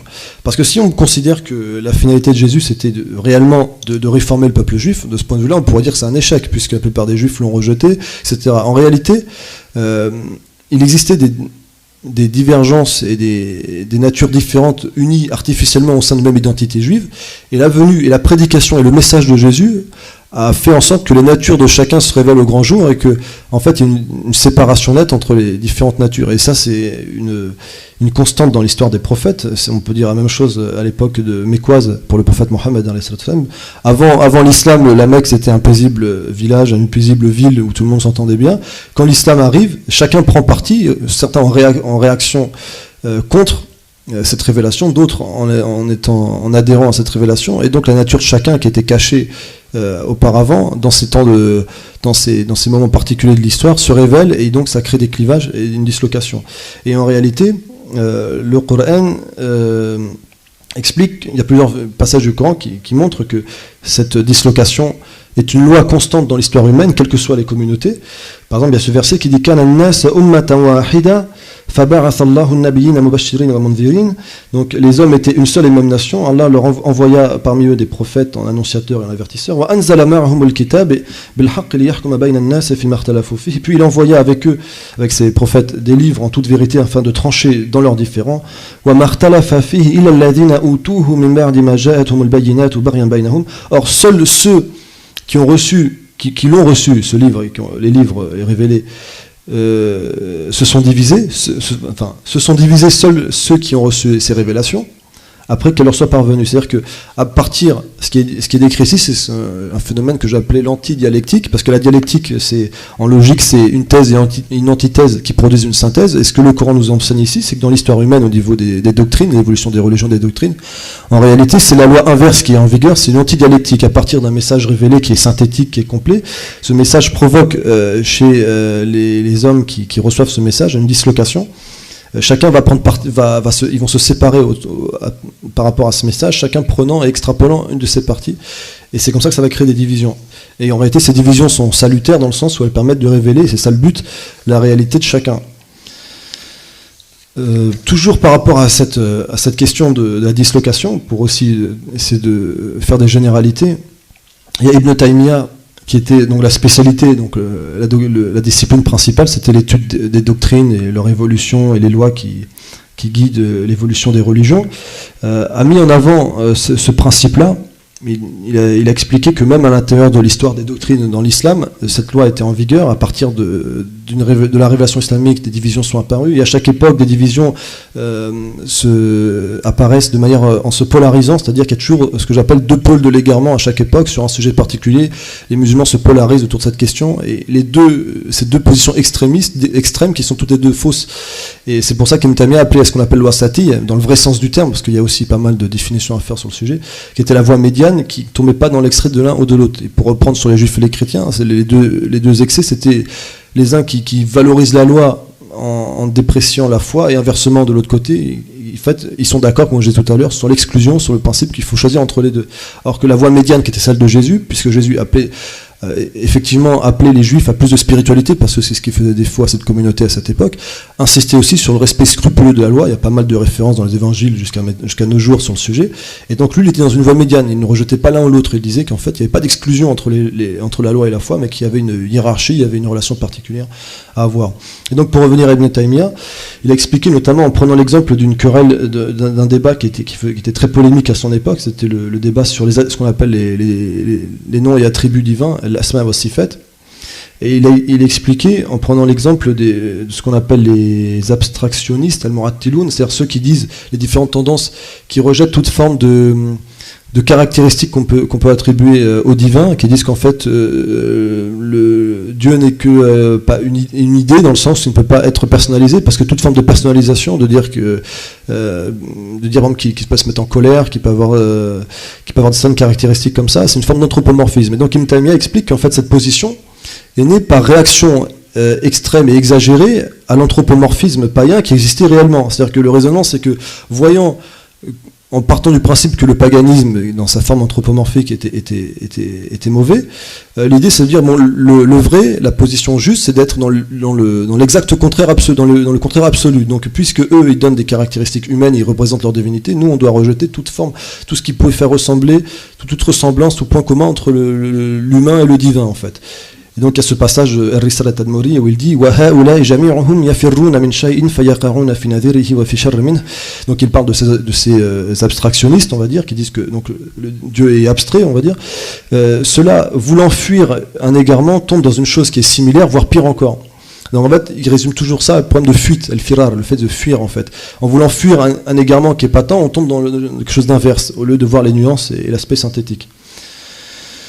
Donc maintenant, on va voir un autre aspect, un autre enseignement que le Coran nous apporte sur les conséquences historiques et doctrinales sur la période qui s'ouvre après Jésus, c'est l'idée que, en fait, parallèlement aux Juifs et aux chrétiens, il a survécu une communauté fidèle à l'enseignement de Jésus et qui a survécu jusqu'à l'époque de l'islam.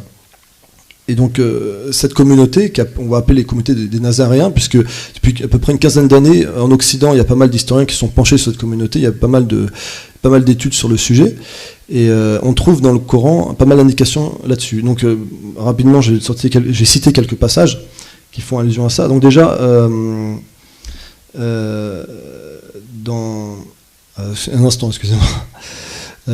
Par rapport, oui, donc, dans la sourate Ali Imran. Donc c'est une sourate dont le thème principal, c'est les gens du livre, les deux communautés juives et chrétiennes, comment elles se situent, elles se sont placées vis-à-vis de Jésus. Et donc cette sourate, qui fait 200 versets d'ailleurs pile, nous amène progressivement à découvrir l'existence de cette communauté. Alors au début, après les quelques versets introductifs, le premier verset, c'est le verset 19 qui introduit le sujet, c'est وَمَا اخْتَلَفَ الَّذِينَ أُوتُوا الْكِتَابَ إِلَّا مِنْ بَعْدِ مَا جَاءَهُمُ الْعِلْمُ بَغْيًا بَيْنَهُم. Donc c'est le verset que j'ai déjà cité plusieurs fois, qui est important pour comprendre ce sujet, c'est ceux qui ont reçu le livre ne se sont divisés qu'après avoir reçu la connaissance. Puis à partir de là, les versets qui suivent donnent plusieurs caractéristiques propres aux juifs et aux chrétiens, afin de situer la position de l'islam par rapport à eux. Puis à partir du verset 33 débute le récit de Jésus et de son environnement familial et doctrinal, qu'on appelle les Imran, donc la tribu d'Imran, qui était l'environnement familial de Jésus.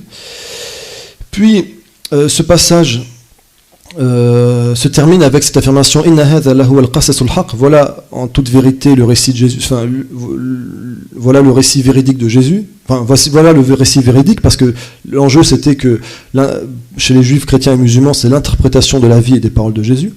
Et ensuite, le passage qui suit évoque un ensemble de reproches adressés aux gens du livre, aux juifs et aux chrétiens, notamment sur plusieurs sujets importants qui concernent aussi l'islam, notamment l'héritage d'Abraham, puisque ces trois religions revendiquent l'héritage d'Abraham. Ya ahl al-kitab lima tuhajjuna fi Ibrahim wa unzilat al-Tawrat wal Injila illa min ba'dihi afala ta'qilun. Aux gens du livre, pourquoi disputez-vous au sujet d'Abraham alors que la Torah et l'Évangile n'ont été révélés qu'après lui? Il y a aussi ce verset qui reproche donc aux gens du livre de dissimuler les textes révélés, comme j'ai dit tout à l'heure. Ya ahl al-kitab lima talbisuna al-haqqa bil batili wa taktumuna al-haqqa wa antum ta'lamun. Aux gens du livre, qu'avez-vous à mêler le mensonge à la vérité? Qu'avez-vous à dissimuler la vérité alors que vous la connaissez? Donc voilà, il y a toute une série de reproches qui se terminent au verset 113, ce verset qui vient rompre en fait tout le rythme de la sourate, en disant ceci: Laïsou sawa. Donc ils ne sont pas tous pareils. Min ahlil kitabi ummatun qa'imatun yatluna ayatillahi ana al-layli wa hum yasjudun. Donc ils ne sont pas tous pareils. Parmi les gens du livre, il est une communauté droite qui psalmodie les versets de Dieu une partie de la nuit et qui se prosterne. Et le passage, donc, ce passage a ensuite plusieurs précisions, notamment cet élément qui est très important. Tout le bien qu'ils font ne leur sera pas dénié, car Dieu connaît bien ceux qui le craignent. Donc ça c'est important, ça veut dire quoi? Que cette communauté des gens du livre, cette troisième communauté, donc, qui est évoquée ici, leurs actes religieux ne sont pas reniés. Donc c'est important dans le langage coranique cette expression, parce que dans la même sourate, en parlant des juifs, il est dit que leurs actes religieux à partir de leur rejet de Jésus n'a plus aucune valeur, puisque l'acte n'a de valeur que par rapport à l'intention, etc., et que la loi n'a d'importance que par rapport à la foi.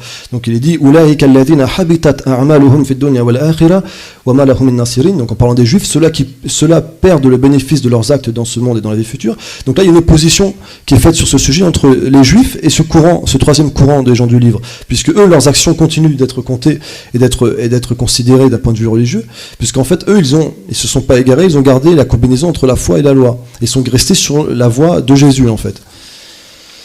Et toujours par rapport à cette sourate d'Al Imran, elle se termine avec encore cette évocation de cette communauté, certes parmi les gens du livre. Donc wa inna min ahli al-kitab laman yu'minu billahi wa ma unzila ilaykum wa ma unzila ilayhim khashi'ina lillah la yashtaruna bi ayati llahi thamanan qalilan ulaika lahum ajruhum 'inda rabbihim inna allaha sari'ul hisab.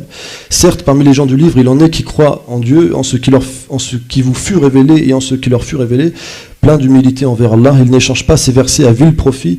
Ceux-là trouveront leur juste récompense auprès de leur Seigneur, toujours prompt dans ses comptes. Et là, il y a encore un élément très important. C'est dit que ceux-là n'échangent pas ces versets à vil prix. Et cette expression dans le Coran, qui est attribuée aux juifs et aux chrétiens, toujours, c'est le fait, comme on l'a dit tout à l'heure, qu'ils échangent le texte révélé par des textes qu'ils ont eux-mêmes composés des textes composés par des hommes. Et là, ce qui est dit à propos de cette troisième communauté, c'est qu'eux ne font pas ça. Donc on peut en croire qu'ils ont gardé les vrais textes, ils sont restés fidèles à la Torah, puis à l'Évangile, puisque ce sont des disciples de Jésus. Dans la sourate 5, sourate Al-Ma'ida, on a d'autres précisions à leur sujet, même plus précises. On a ce verset d'abord qui, en premier lieu, s'adresse aux juifs et aux chrétiens et leur reproche ce qu'on appelle al-roulou dans le Coran, c'est l'exagération, puisque c'est le thème principal de cette sourate 5, c'est le fait que les juifs et chrétiens sont tombés une forme d'exagération dans un sens comme dans l'autre, et qu'inversement, cette troisième communauté droite qu'on va appeler les Nazaréens, eux au contraire sont restés dans le juste milieu. ولو أنهم أقاموا التوراة والإنجيل وما أنزل إليهم من ربهم لأكلوا من فوقهم ومن تحت أرجلهم منهم أمة مقتصدة وكثير منهم ساء ما يعملون. S'ils observaient la Torah, l'Évangile et les révélations que leur Seigneur leur a envoyées, ils jouiraient certainement des biens du ciel et ceux de la terre, mais certes, il existe bien parmi eux une communauté du juste milieu. Et là, il faut préciser que c'est encore le terme Umma qui est employé, comme dans l'autre sourate, Ummatun Muqtasidatun, alors qu'on sait que le terme Umma désigne une nation, une communauté, donc ça enlève tout doute sur le sujet, ça ne peut pas être un courant du christianisme ou du judaïsme qui est évoqué ici, c'est bien une nation, une communauté religieuse indépendante vis-à-vis de ces deux autres religions. Donc concernant maintenant le terme nazaréen, Nasara, parce qu'en fait il y a aussi un verset de cette sourate 5 qui évoque aussi précisément cette communauté en les appelant les Nazaréens, Nasara, le concept de Nasara. La tajidanna ashadda an-nas adawatan alladhina amanu al-yahud walladhina ashraku wa la tajidanna aqrabahum mawaddatan alladhina amanu alladhina qalu inna nasara dhalika bi anna minhum qissisiyyin wa ruhbanan wa annahum la yastakbirun. Ceux que vous trouverez les plus hostiles envers les croyants sont les juifs et les idolâtres, quant aux plus conciliants envers les croyants sont ceux qui disent nous sommes Nazaréens, car il y a parmi eux des prêtres et des ermites qui ne s'enorgueillissent point. Et donc, la question qu'on peut soulever pour commencer, c'est le sens du mot nazaréen, parce qu'on sait que dans le Coran, le terme Nasar désigne aussi les chrétiens, qu'il n'y a pas d'autre terme distinctif dans le Coran pour dire les chrétiens, parce que le terme Messihi, actuellement employé en arabe pour dire les chrétiens, déjà c'est un terme qui est récent, qui date du XXe siècle, qui a été ajouté dans le vocabulaire arabe par transposition du terme chrétien occidental, avec la même construction, chrétien à partir du Christ, Messiah qui veut dire le Christ, si on construit le mot Messihi qui veut dire chrétien. Et donc, comment distinguer dans le Coran les passages où le mot Nasara désigne les chrétiens et les passages où ça veut dire les Nazaréens? Alors, en réalité, on s'aperçoit qu'on compare toutes ces occurrences, tous ces passages, qu'il y a une alternance du style direct et du style indirect. C'est-à-dire que vous avez des versets où le mot Nasara est employé au style direct, comme dans cet exemple. Ya ayyuhalladhina amanu la tattakhidhul yahud wan nasara awliya. Aux croyants, ne prenez pas les juifs et les chrétiens pour alliés. Là, je dis chrétiens parce que c'est employé le mot Nasara au style direct, les chrétiens. Par contre, dans les versets de Surat Al-Ma'ida, dont celui que j'ai cité tout à l'heure, le mot Nasara est évoqué au style indirect. Alladhina qalu inna Nasara, ceux qui disent nous sommes Nazaréens. Quand ça dit donc au style indirect, c'est les Nazaréens. Et à ce propos, donc, ça nous oblige à poser d'autres questions. Pour quelle raison le Coran ne fait pas de distinction entre ces deux, au niveau sémantique, au niveau des termes, entre ces deux communautés qui sont pourtant complètement opposées, alors que le Coran donne un jugement favorable aux Nazaréens et un jugement défavorable aux autres. Donc là, on est obligé d'entrer dans le problème de l'homonymie, des homonymes, parce que le Coran contient beaucoup d'homonymes, de termes comme ça qui sont semblables au niveau du son, mais qui divergent au niveau du sens. Et on a Ibn Taymiyyah, pour revenir à lui, qui a beaucoup parlé de ce problème des mutashabihat, les mots qui se ressemblent, c'est un terme dans le Coran, et il explique qu'en fait c'est la clé de compréhension du texte coranique, et que la capacité à pouvoir distinguer les homonymes est en réalité des moyens de comprendre la réalité qui est derrière. Et il se base là-dessus, d'ailleurs, pour dire cela, sur ce verset de Surat Al-Imran, Huwa alladhi anzala alayka al-kitaba minhu ayatun muhkamatun hunna umul kitabi wa ukharu mutashabihat. C'est lui qui révéla le livre comportant des versets univoques, muhkamat, qui sont la matrice du livre, et d'autres qui sont homonymiques, mutashabihat. Mais lui, Ibn Taymiyyah l'explique comme ça, mutashabihat. Pour lui, c'est pas, comme on dit souvent dans le langage courant, des ambiguïtés, etc. C'est des homonymes et qui sont constants dans le Coran. Alors en réalité, parce qu'il faut savoir que les chrétiens, d'ailleurs c'est intéressant, les chrétiens arabes, les chrétiens d'Orient, ne supportent pas à notre époque d'être appelés Nasara. Pour eux, c'est insultant parce que simplement ce terme est présent dans le Coran. Et ils veulent absolument être appelés Messihiyoun parce que ce terme est contemporain et en fait ça les rapproche du monde occidental. Mais en réalité, on sait historiquement que le vrai terme pour désigner les chrétiens depuis le début, c'est le mot nazaréen, Nasara, parce que le terme chrétien n'est apparu qu'à la fin du 1er siècle, et le terme christianisme aussi.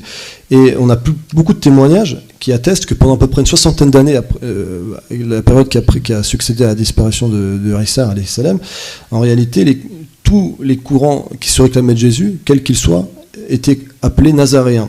On a ce témoignage donc d'un historien français qui s'appelle François Blanchière qui nous dit « Ce terme de nazaréen ou nazoréen a constitué la plus ancienne dénomination des disciples de Jésus, qu'il se la soit donnée ou qu'elle leur ait été imposée, nous ne pouvons le préciser. » Et quand on regarde dans l'Acte des Apôtres, on s'aperçoit effectivement que même Paul qui est le fondateur du christianisme paulinien, etc., du christianisme moderne, même lui est appelé à ce moment-là chef de file des Nazaréens, au chapitre 24 de l'Acte des Apôtres.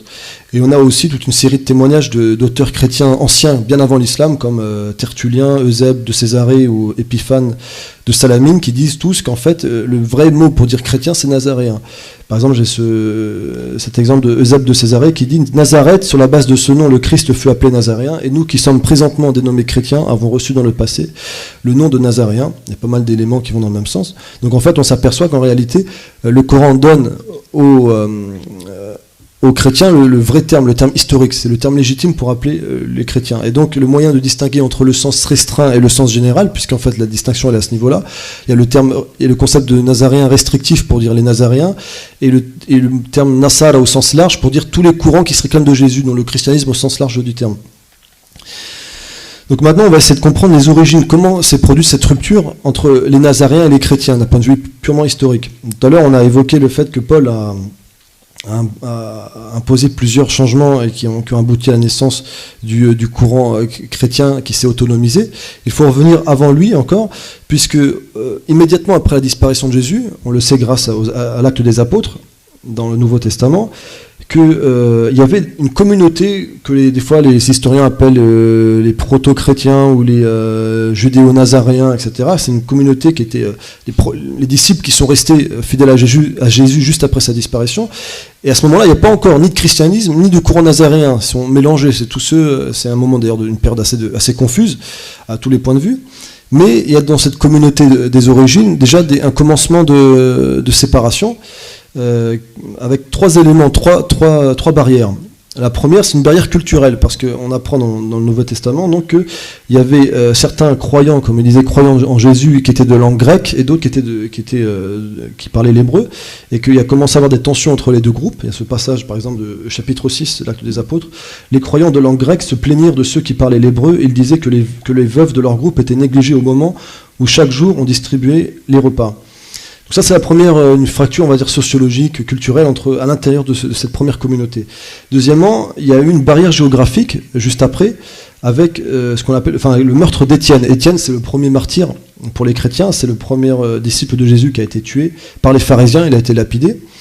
Et en fait, il faut savoir déjà que, d'après les évangiles, Jésus a dit à ses disciples, restez à Jérusalem après moi. C'était un ordre qu'il leur a donné, et ses plus fidèles disciples, ce qu'on appelle les anciens et les apôtres, dans l'Acte des Apôtres, ont toujours respecté cet ordre. Ils sont restés à Jérusalem ou dans ses environs.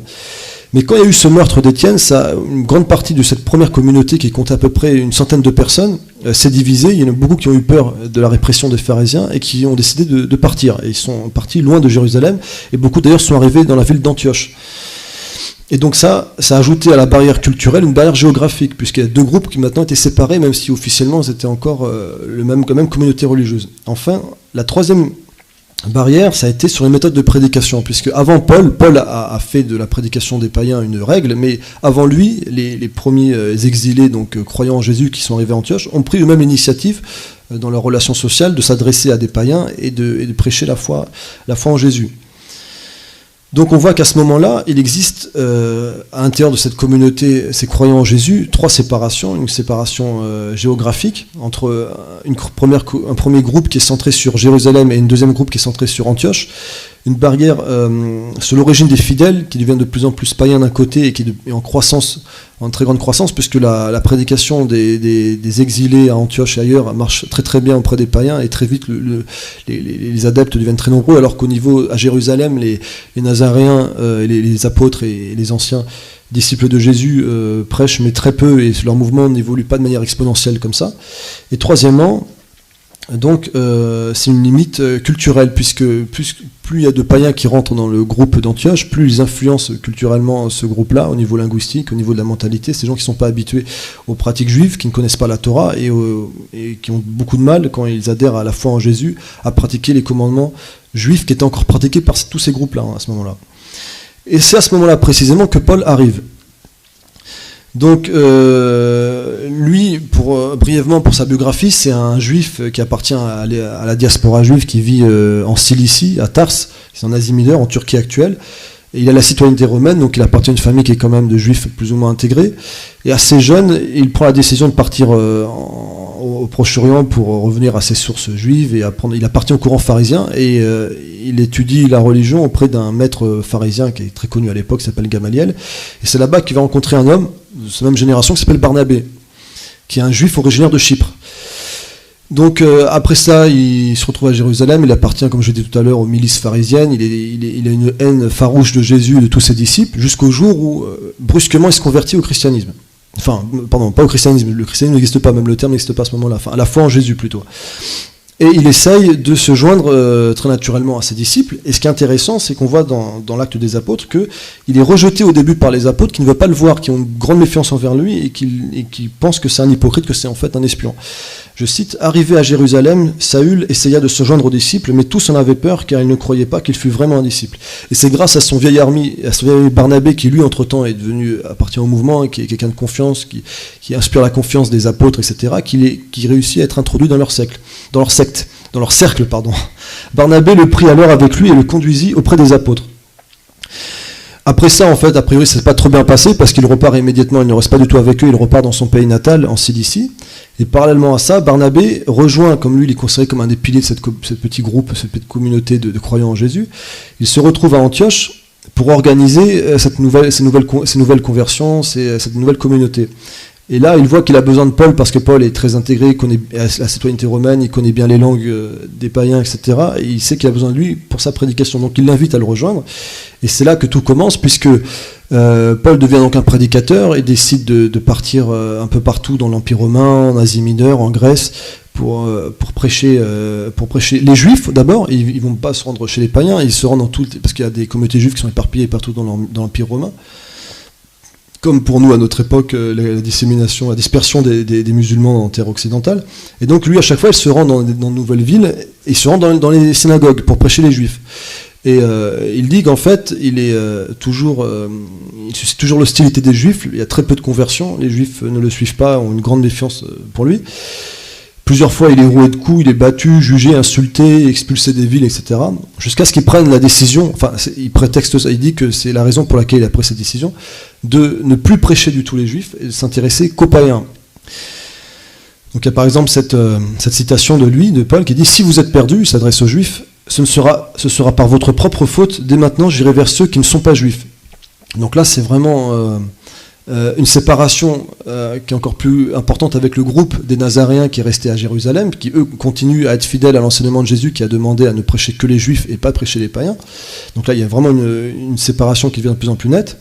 Et deuxième étape, c'est l'abandon de la loi, comme on a dit tout à l'heure, puisque les Nazaréens, les vrais fidèles de Jésus, les apôtres, appellent à respecter tous les interdits alimentaires, la circoncision, toutes les pratiques juives, et que donc là, Paul commence à autoriser les païens, dans un premier temps, il les autorise à ne pas être circoncis, à ne plus respecter les interdits alimentaires. Et dans cette première période, en fait, il est encore en état de faiblesse, il ne peut pas s'opposer de front aux anciens de Jérusalem qui constamment l'appellent qui leur envoie des délégations pour leur dire de absolument demander aux nouveaux convertis de respecter la Torah, les lois juives. Donc à ce moment-là, lui, il se fait tout petit, il ne dit pas clairement qu'il est contre la loi, Et d'ailleurs, il y a eu un concile qu'on appelle le concile de Jérusalem, parce qu'il est convoqué à un moment donné avec Barnabé pour s'expliquer, parce que les rumeurs deviennent persistantes sur le fait que lui, il dit aux païens qui se convertissent de ne pas du tout pratiquer la loi. Et quand il arrive à Jérusalem, en fait, très hypocritement, on le saura par la suite, qu'il fait croire que non, qu'il abandonne pas la loi, qu'il n'est pas contre, etc.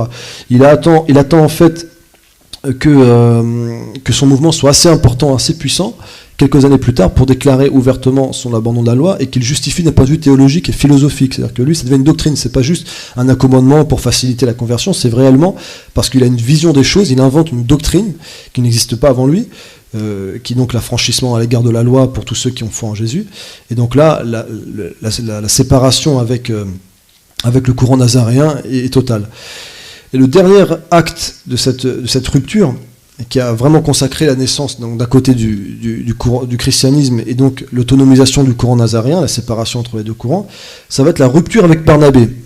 Donc Barnabé, ça a été celui, comme je dis, qui l'a aidé à rentrer dans le mouvement, etc., quelqu'un d'important, quelqu'un de lettré, quelqu'un qui dans la communauté d'Antioche est considéré comme celui qui, comme il a connu sans doute Jésus, parce qu'il y a plusieurs versions par rapport à ça, il connaît ses enseignements, c'est lui qui enseigne, etc. Et donc, ce qui est étonnant, c'est que dans le Nouveau Testament, on a plusieurs versions sur les motifs de cette rupture. Donc, dans l'Acte des Apôtres, qui est rédigé par Luc, qui est le disciple et le médecin de Paul, et donc qui est fidèle à Paul et qui essaie de montrer un visage assez positif de Paul, il explique en fait cette rupture entre les deux hommes.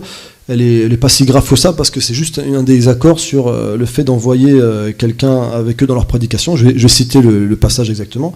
Barnabé voulait emmener aussi Jean. C'est à Chypre, en fait, ils décident de partir prêcher dans l'île de Chypre, tous ensemble. Et donc, d'après ce passage, Barnabé décide de prendre avec lui un disciple qui s'appelle Jean. Mais Paul jugea plus convenable de ne pas prendre avec lui celui qui ne les avait point accompagnés dans leur œuvre. Ce dissentiment fut assez vif pour qu'ils se séparent l'un de l'autre, et Barnabé, prenant Jean avec lui, s'embarqua pour l'île de Chypre. Donc voilà, donc là, d'après cette version-là, ils se sont séparés, mais c'était pas si grave que ça, c'est juste un désaccord sur le fait d'emmener quelqu'un avec eux dans une prédication. Sauf que bien des années plus tard, Paul, quand son mouvement s'est autonomisé, qu'il est puissant, qu'il est à la tête de ce mouvement, il revient sur cet épisode et donne une version complètement différente dans l'épître aux Galates. Donc il dit avant l'arrivée de quelques personnes envoyées par Jacques, il mangeait, en parlant de Barnabé, avec les frères non-juifs. Mais après leur arrivée, il prit ses distances et cessa de manger avec les non-juifs par peur des partisans de la circoncision. Les autres frères se comportèrent aussi lâchement que Pierre, et Barnabé lui-même se laissa entraîner par leur hypocrisie. Donc là, on voit qu'il y a une autre version de l'épisode, et il y a bien une dispute doctrinale, un désaccord très profond entre... donc il explique qu'en fait il y a des envoyés, une délégation qui vient de Jérusalem pour encore inciter cette nouvelle communauté de bien pratiquer la Torah et la loi juive, et que Barnabé et les autres se laissent convaincre, alors que Paul, lui, tient tête et dit que non, il est contre ce qu'il appelle lui-même les partisans de la circoncision. Donc ouvertement, il déclare délaisser au moins cette pratique. Et donc là, on peut dire que cette rupture avec Barnabé, c'est vraiment la naissance du christianisme, d'un côté, et la naissance par défaut du courant nazaréen qui devient autonome, les seuls à continuer à suivre la voie de Jésus. Donc, par ailleurs, cette communauté nazaréenne, donc là on a vu qu'elle s'était séparée, qu'elle a été rejetée par le courant paulinien chrétien, elle a été aussi, cette branche, rejetée par les juifs, bien plus tard, une trentaine d'années plus tard, donc avec la Birka Aminim dont j'ai parlé tout à l'heure. C'était un décret prononcé par ce qu'on appelle les sages du Talmud dans les années 90, qui rejetait tous ceux qui ont foi en Jésus. Donc là, ils étaient non seulement rejetés par les chrétiens, et désormais rejetés par les juifs aussi. Ils n'avaient plus l'autorisation de se mélanger à eux dans les pratiques religieuses. Et donc on voit maintenant que c'est dès donc la fin du 1er siècle que les Nazaréens deviennent une communauté complètement autonome. Donc pour finir là-dessus, on va voir la période intermédiaire entre cette séparation, la constitution de ces trois grands courants, ces trois religions séparées, et l'avènement de l'islam 5 siècles plus tard. Alors il faut savoir que, contrairement à l'idée répandue, Paul n'était pas trinitaire. Il a introduit l'idée d'une divinisation de Jésus, puisque son langage est assez ambigu. Il parle de Seigneur Jésus-Christ, il dit qu'il le voit se révéler à lui. Donc il pose l'idée de Jésus, Dieu, mais c'est pas très clair. À ce moment-là, il y a beaucoup d'ambiguïté. À cette période-là, il n'y a pas clairement de déification franche. La Trinité n'existe absolument pas. Donc en fait, il y a eu, pour arriver au christianisme trinitaire qu'on connaît actuellement, il y a eu 2 scissions. Donc la première scission, celle que j'ai évoquée par rapport aux Nazaréens et par rapport aux Juifs, à l'époque de Paul, et la deuxième a eu lieu bien plus tard. Et ça, cette évolution en 3 étapes, en fait, avec deux scissions, donc il y a eu 3 étapes, est très bien décrite dans un passage de Surat al-Maïda, qui évoque toutes les étapes qui ont abouti à l'existence du christianisme que nous connaissons à l'heure actuelle. Donc au verset 70, il y a d'abord ce verset qui évoque donc l'origine, la matrice de tout ça, qui était le judaïsme antique. Nous avons pris acte de l'engagement des enfants d'Israël et nous leur envoyâmes des prophètes. Donc là, c'est l'évocation de l'histoire antique des Juifs, etc., parce que c'est à partir du judaïsme que ce christianisme est né. Puis le verset qui suit évoque l'autonomisation du courant paulinien qui s'est opposé au judaïsme. لقد كفر الذين قالوا إن الله هو المسيح ابن مريم وقال المسيح يا بني إسرائيل اعبدوا الله ربي وربكم. Sont de véritables négateurs ceux qui ont dit Dieu est le Messie, fils de Marie, alors que le Christ a dit lui-même, ô enfants d'Israël, adorez Dieu qui est mon Seigneur et le vôtre. Donc là, c'est une allusion à la séparation, enfin, au courant paulinien, qui a introduit l'idée d'une divinisation de Jésus, qui se sépare donc des courants juifs et nazaréens. Mais là, la Trinité n'est pas évoquée. C'est le verset suivant qui évoque cela. لَقَدْ كَفَرَ الَّذِينَ قَالُوا إِنَّ اللَّهَ ثَالِثُ ثَلَاثَ وَمَا مِنْ إِلَٰهٍ إِلَّا اللَّهُ إِلَّا إِلَٰهٌ وَاحِدٌ. Seuls sont incroyants ceux qui ont dit Dieu est l'un des 3, alors qu'il n'est nulle autre divinité que le Dieu unique. Donc on voit 3 étapes, puisque c'est répété laqad kafara, donc c'est comme si c'était pas la même époque, pas les mêmes communautés. C'est une deuxième scission qui s'est ajoutée au sein du christianisme paulinien. Donc ça, c'est important à comprendre, puisque contrairement à ce qu'on peut penser, il n'y avait pas d'un côté le christianisme paulinien qui était foncièrement le trinitaire, et de l'autre les unitariens, ceux qui étaient encore monothéistes. Il y avait les nazaréens qui étaient monothéistes, et de l'autre la branche paulinienne qui s'est ensuite divisée en 2 courants, les unitariens et les trinitaires.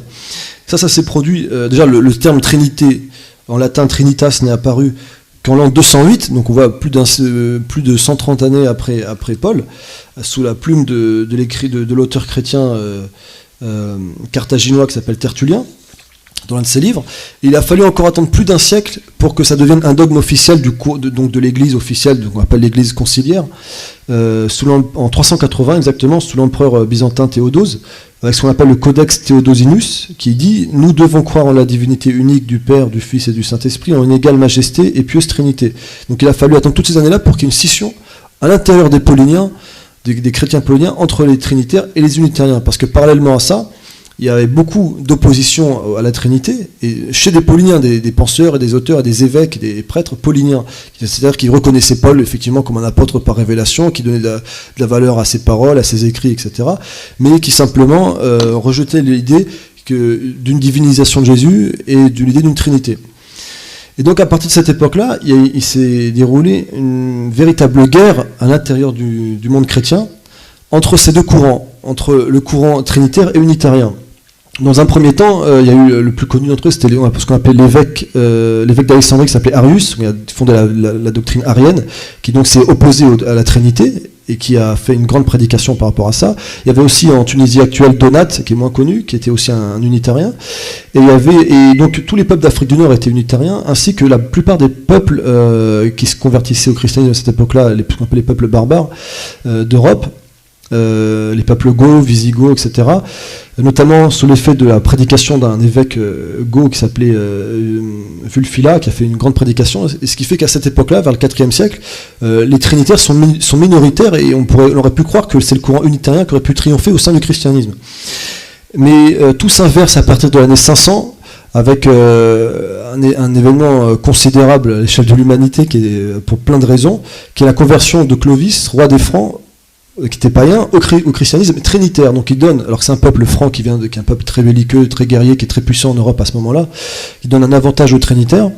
Et quelques années plus tard, un autre événement va inverser la tendance encore, ça va être l'arrivée au pouvoir dans l'Empire byzantin de Justin Ier, qui va utiliser toute son énergie pour combattre les unitariens. Parce qu'à ce moment-là, donc l'Europe du Sud, même l'Italie, qui est à l'heure actuelle le centre du christianisme catholique, à ce moment-là, était entièrement unitarienne. C'était une dynastie qu'on appelait, du peuple ostrogoth, qui étaient des chrétiens unitariens ariens.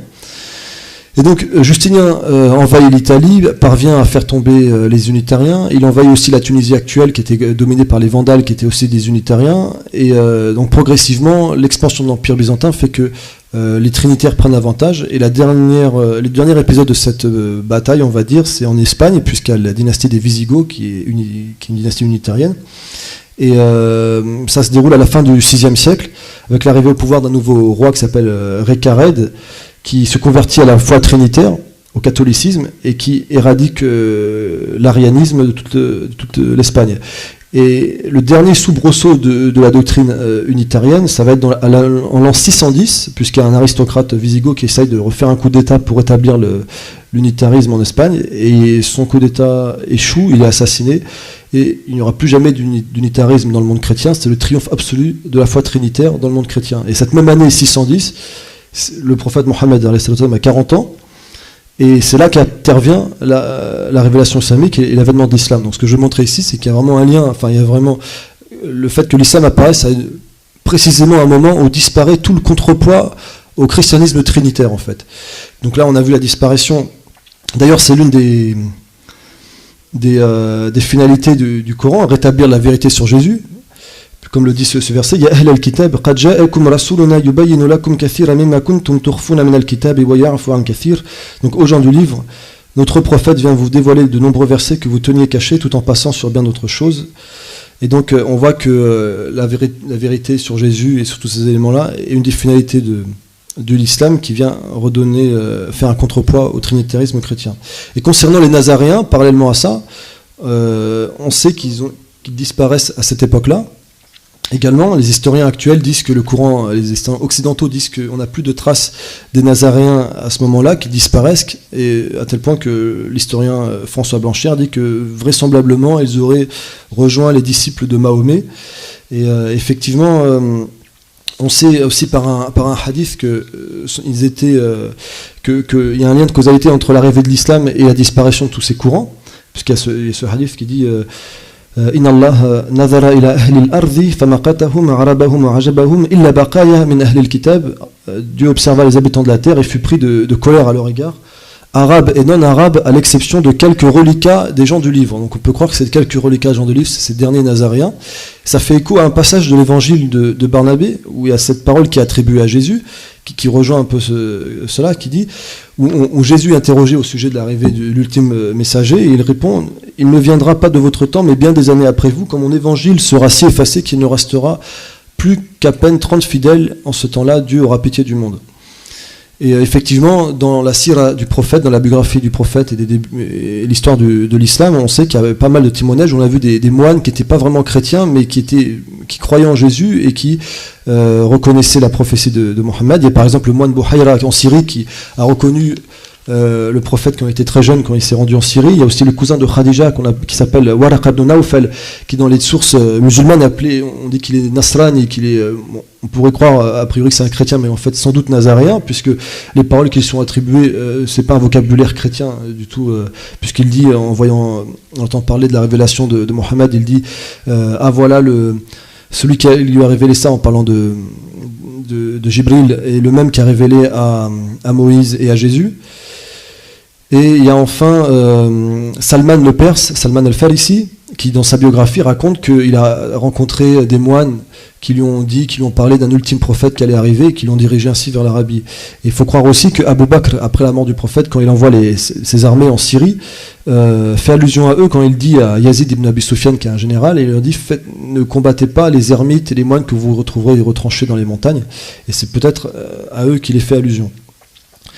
Donc pour conclure, je voudrais conclure sur un point de vue méthodologique, parce que ces connaissances sur les Nazaréens ont été longtemps occultées, puisque les éléments qu'on aurait pu avoir dessus, l'Église catholique les a souvent occultés pour imposer l'idée qu'il y avait une unanimité sur le dogme chrétien actuel depuis les origines, et donc l'existence même de cette communauté nazaréenne avait été occultée de longues années. Il a fallu attendre pour avoir beaucoup d'informations sur eux, plusieurs étapes, plusieurs évolutions en Occident. C'est grâce à des savoirs occidentaux qu'on peut avoir accès à avoir des données précises. ça a été premièrement la pensée, l'émergence de la pensée qu'on appelle des Lumières, la pensée anti-religieuse, qui à partir du XVIIIe siècle en Europe, avec des gens comme Voltaire, comme John Toland en Irlande, qui est un philosophe hollandais qui était contre la religion chrétienne, et qui ont relu, tous ces gens-là ont relu en fait les textes chrétiens avec un regard critique, et ont montré que le christianisme trinitaire n'était pas du tout fidèle à l'enseignement de Jésus, qu'il y avait une autre communauté. Les Nazaréens sont évoqués pour la première fois à notre époque par John Toland, donc, qui a fait une étude à l'époque sur le sujet. Et donc ce que je voudrais dire, c'est que il y a donc une complémentarité entre le savoir révélé, le savoir du Coran, et le savoir empirique tiré de l'information qu'on peut avoir notamment grâce à des sources occidentales. Et ce qui m'amène à dire qu'il faut bien appliquer la règle de l'wasati, de la voie médiane, même dans la méthodologie de la production du savoir islamique, puisque actuellement il y a depuis à peu près 6 siècles de décadence du monde musulman, il y a eu un rejet total de toute forme de rationalité et de sources empiriques, avec un repli sur les sources révélées. Alors que en réalité, dans le Coran, il y a une interaction entre les deux nécessaire, parce que si par exemple j'avais voulu faire une étude sur Jésus exclusivement sur le Coran et la Sunna, je n'aurais pas pu avoir de données très précises sur les dates, etc. Il y a une interaction entre les deux. Et d'ailleurs, dans le Coran, dans un verset qui d'ailleurs parle de ce sujet-là, qui s'adresse aux gens du livre, toujours le Coran est décrit de manière métaphorique comme une lumière. Donc la lumière, ça nous permet de comprendre le rôle qu'on doit donner à la révélation en tant que savoir, en tant que source de savoir. Une lumière sert à éclairer sur une réalité, donc il faut avoir la réalité. Si on étudie exclusivement, on se braque sur l'étude du Coran et de la Sunna en rejetant et en méprisant les sens profanes, comme on dit, rationnels, ou venus de l'Occident, c'est comme si on s'aveuglait avec cette lumière, on regarde cette lumière directement, et on est aveuglé, alors que la lumière sert à éclairer sur quelque chose, sur la réalité en l'occurrence. Donc il faut avoir conscience de la réalité et intégrer les sources tirées de l'observation pour pouvoir exploiter et produire du savoir de la connaissance religieuse.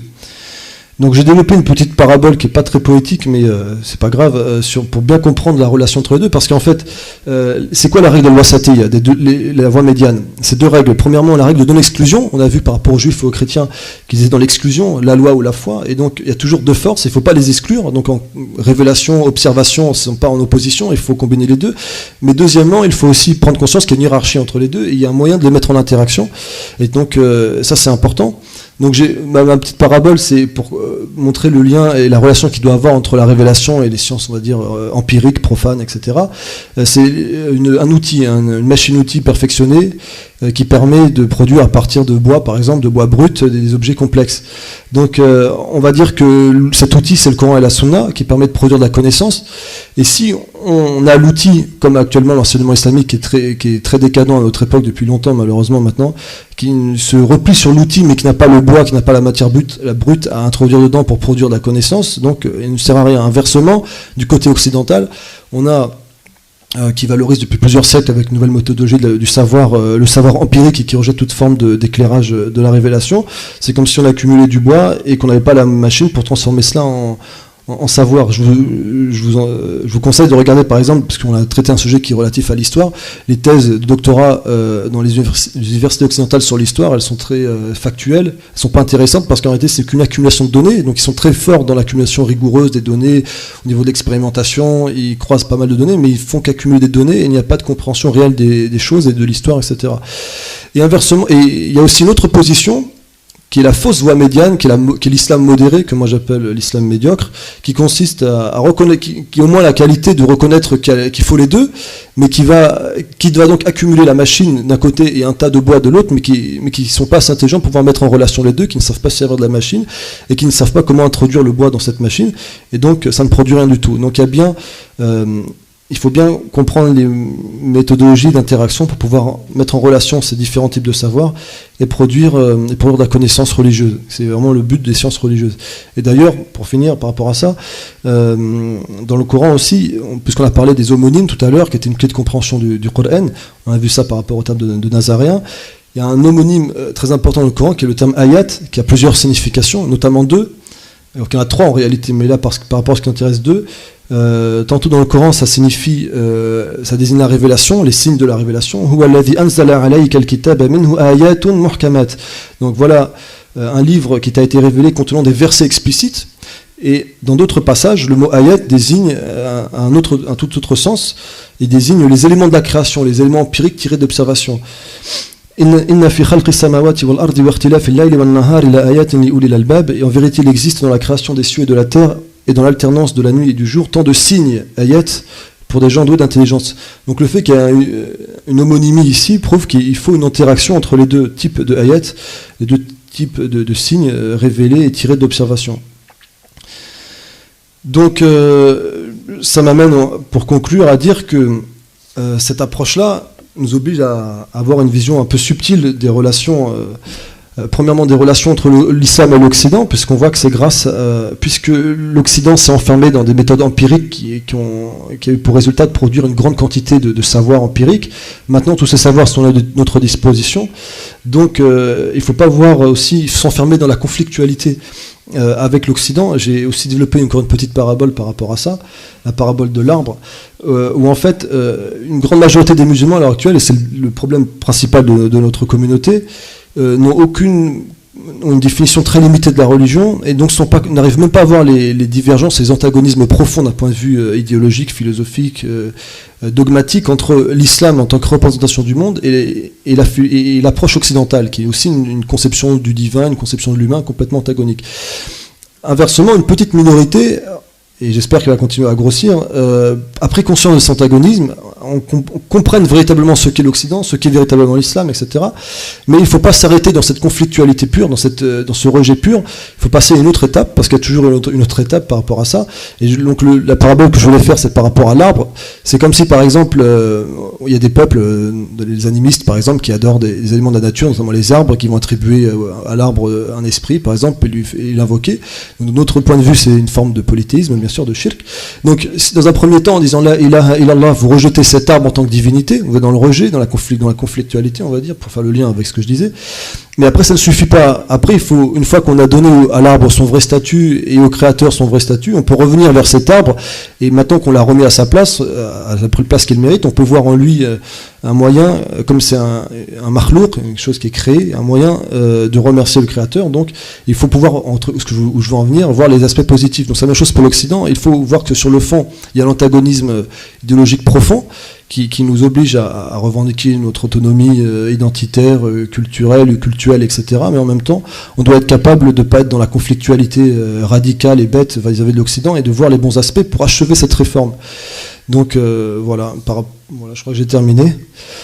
Subhanallahumma wa bihamdika ashhadu an la ilaha illa ant astaghfiruka wa atubu ilayk.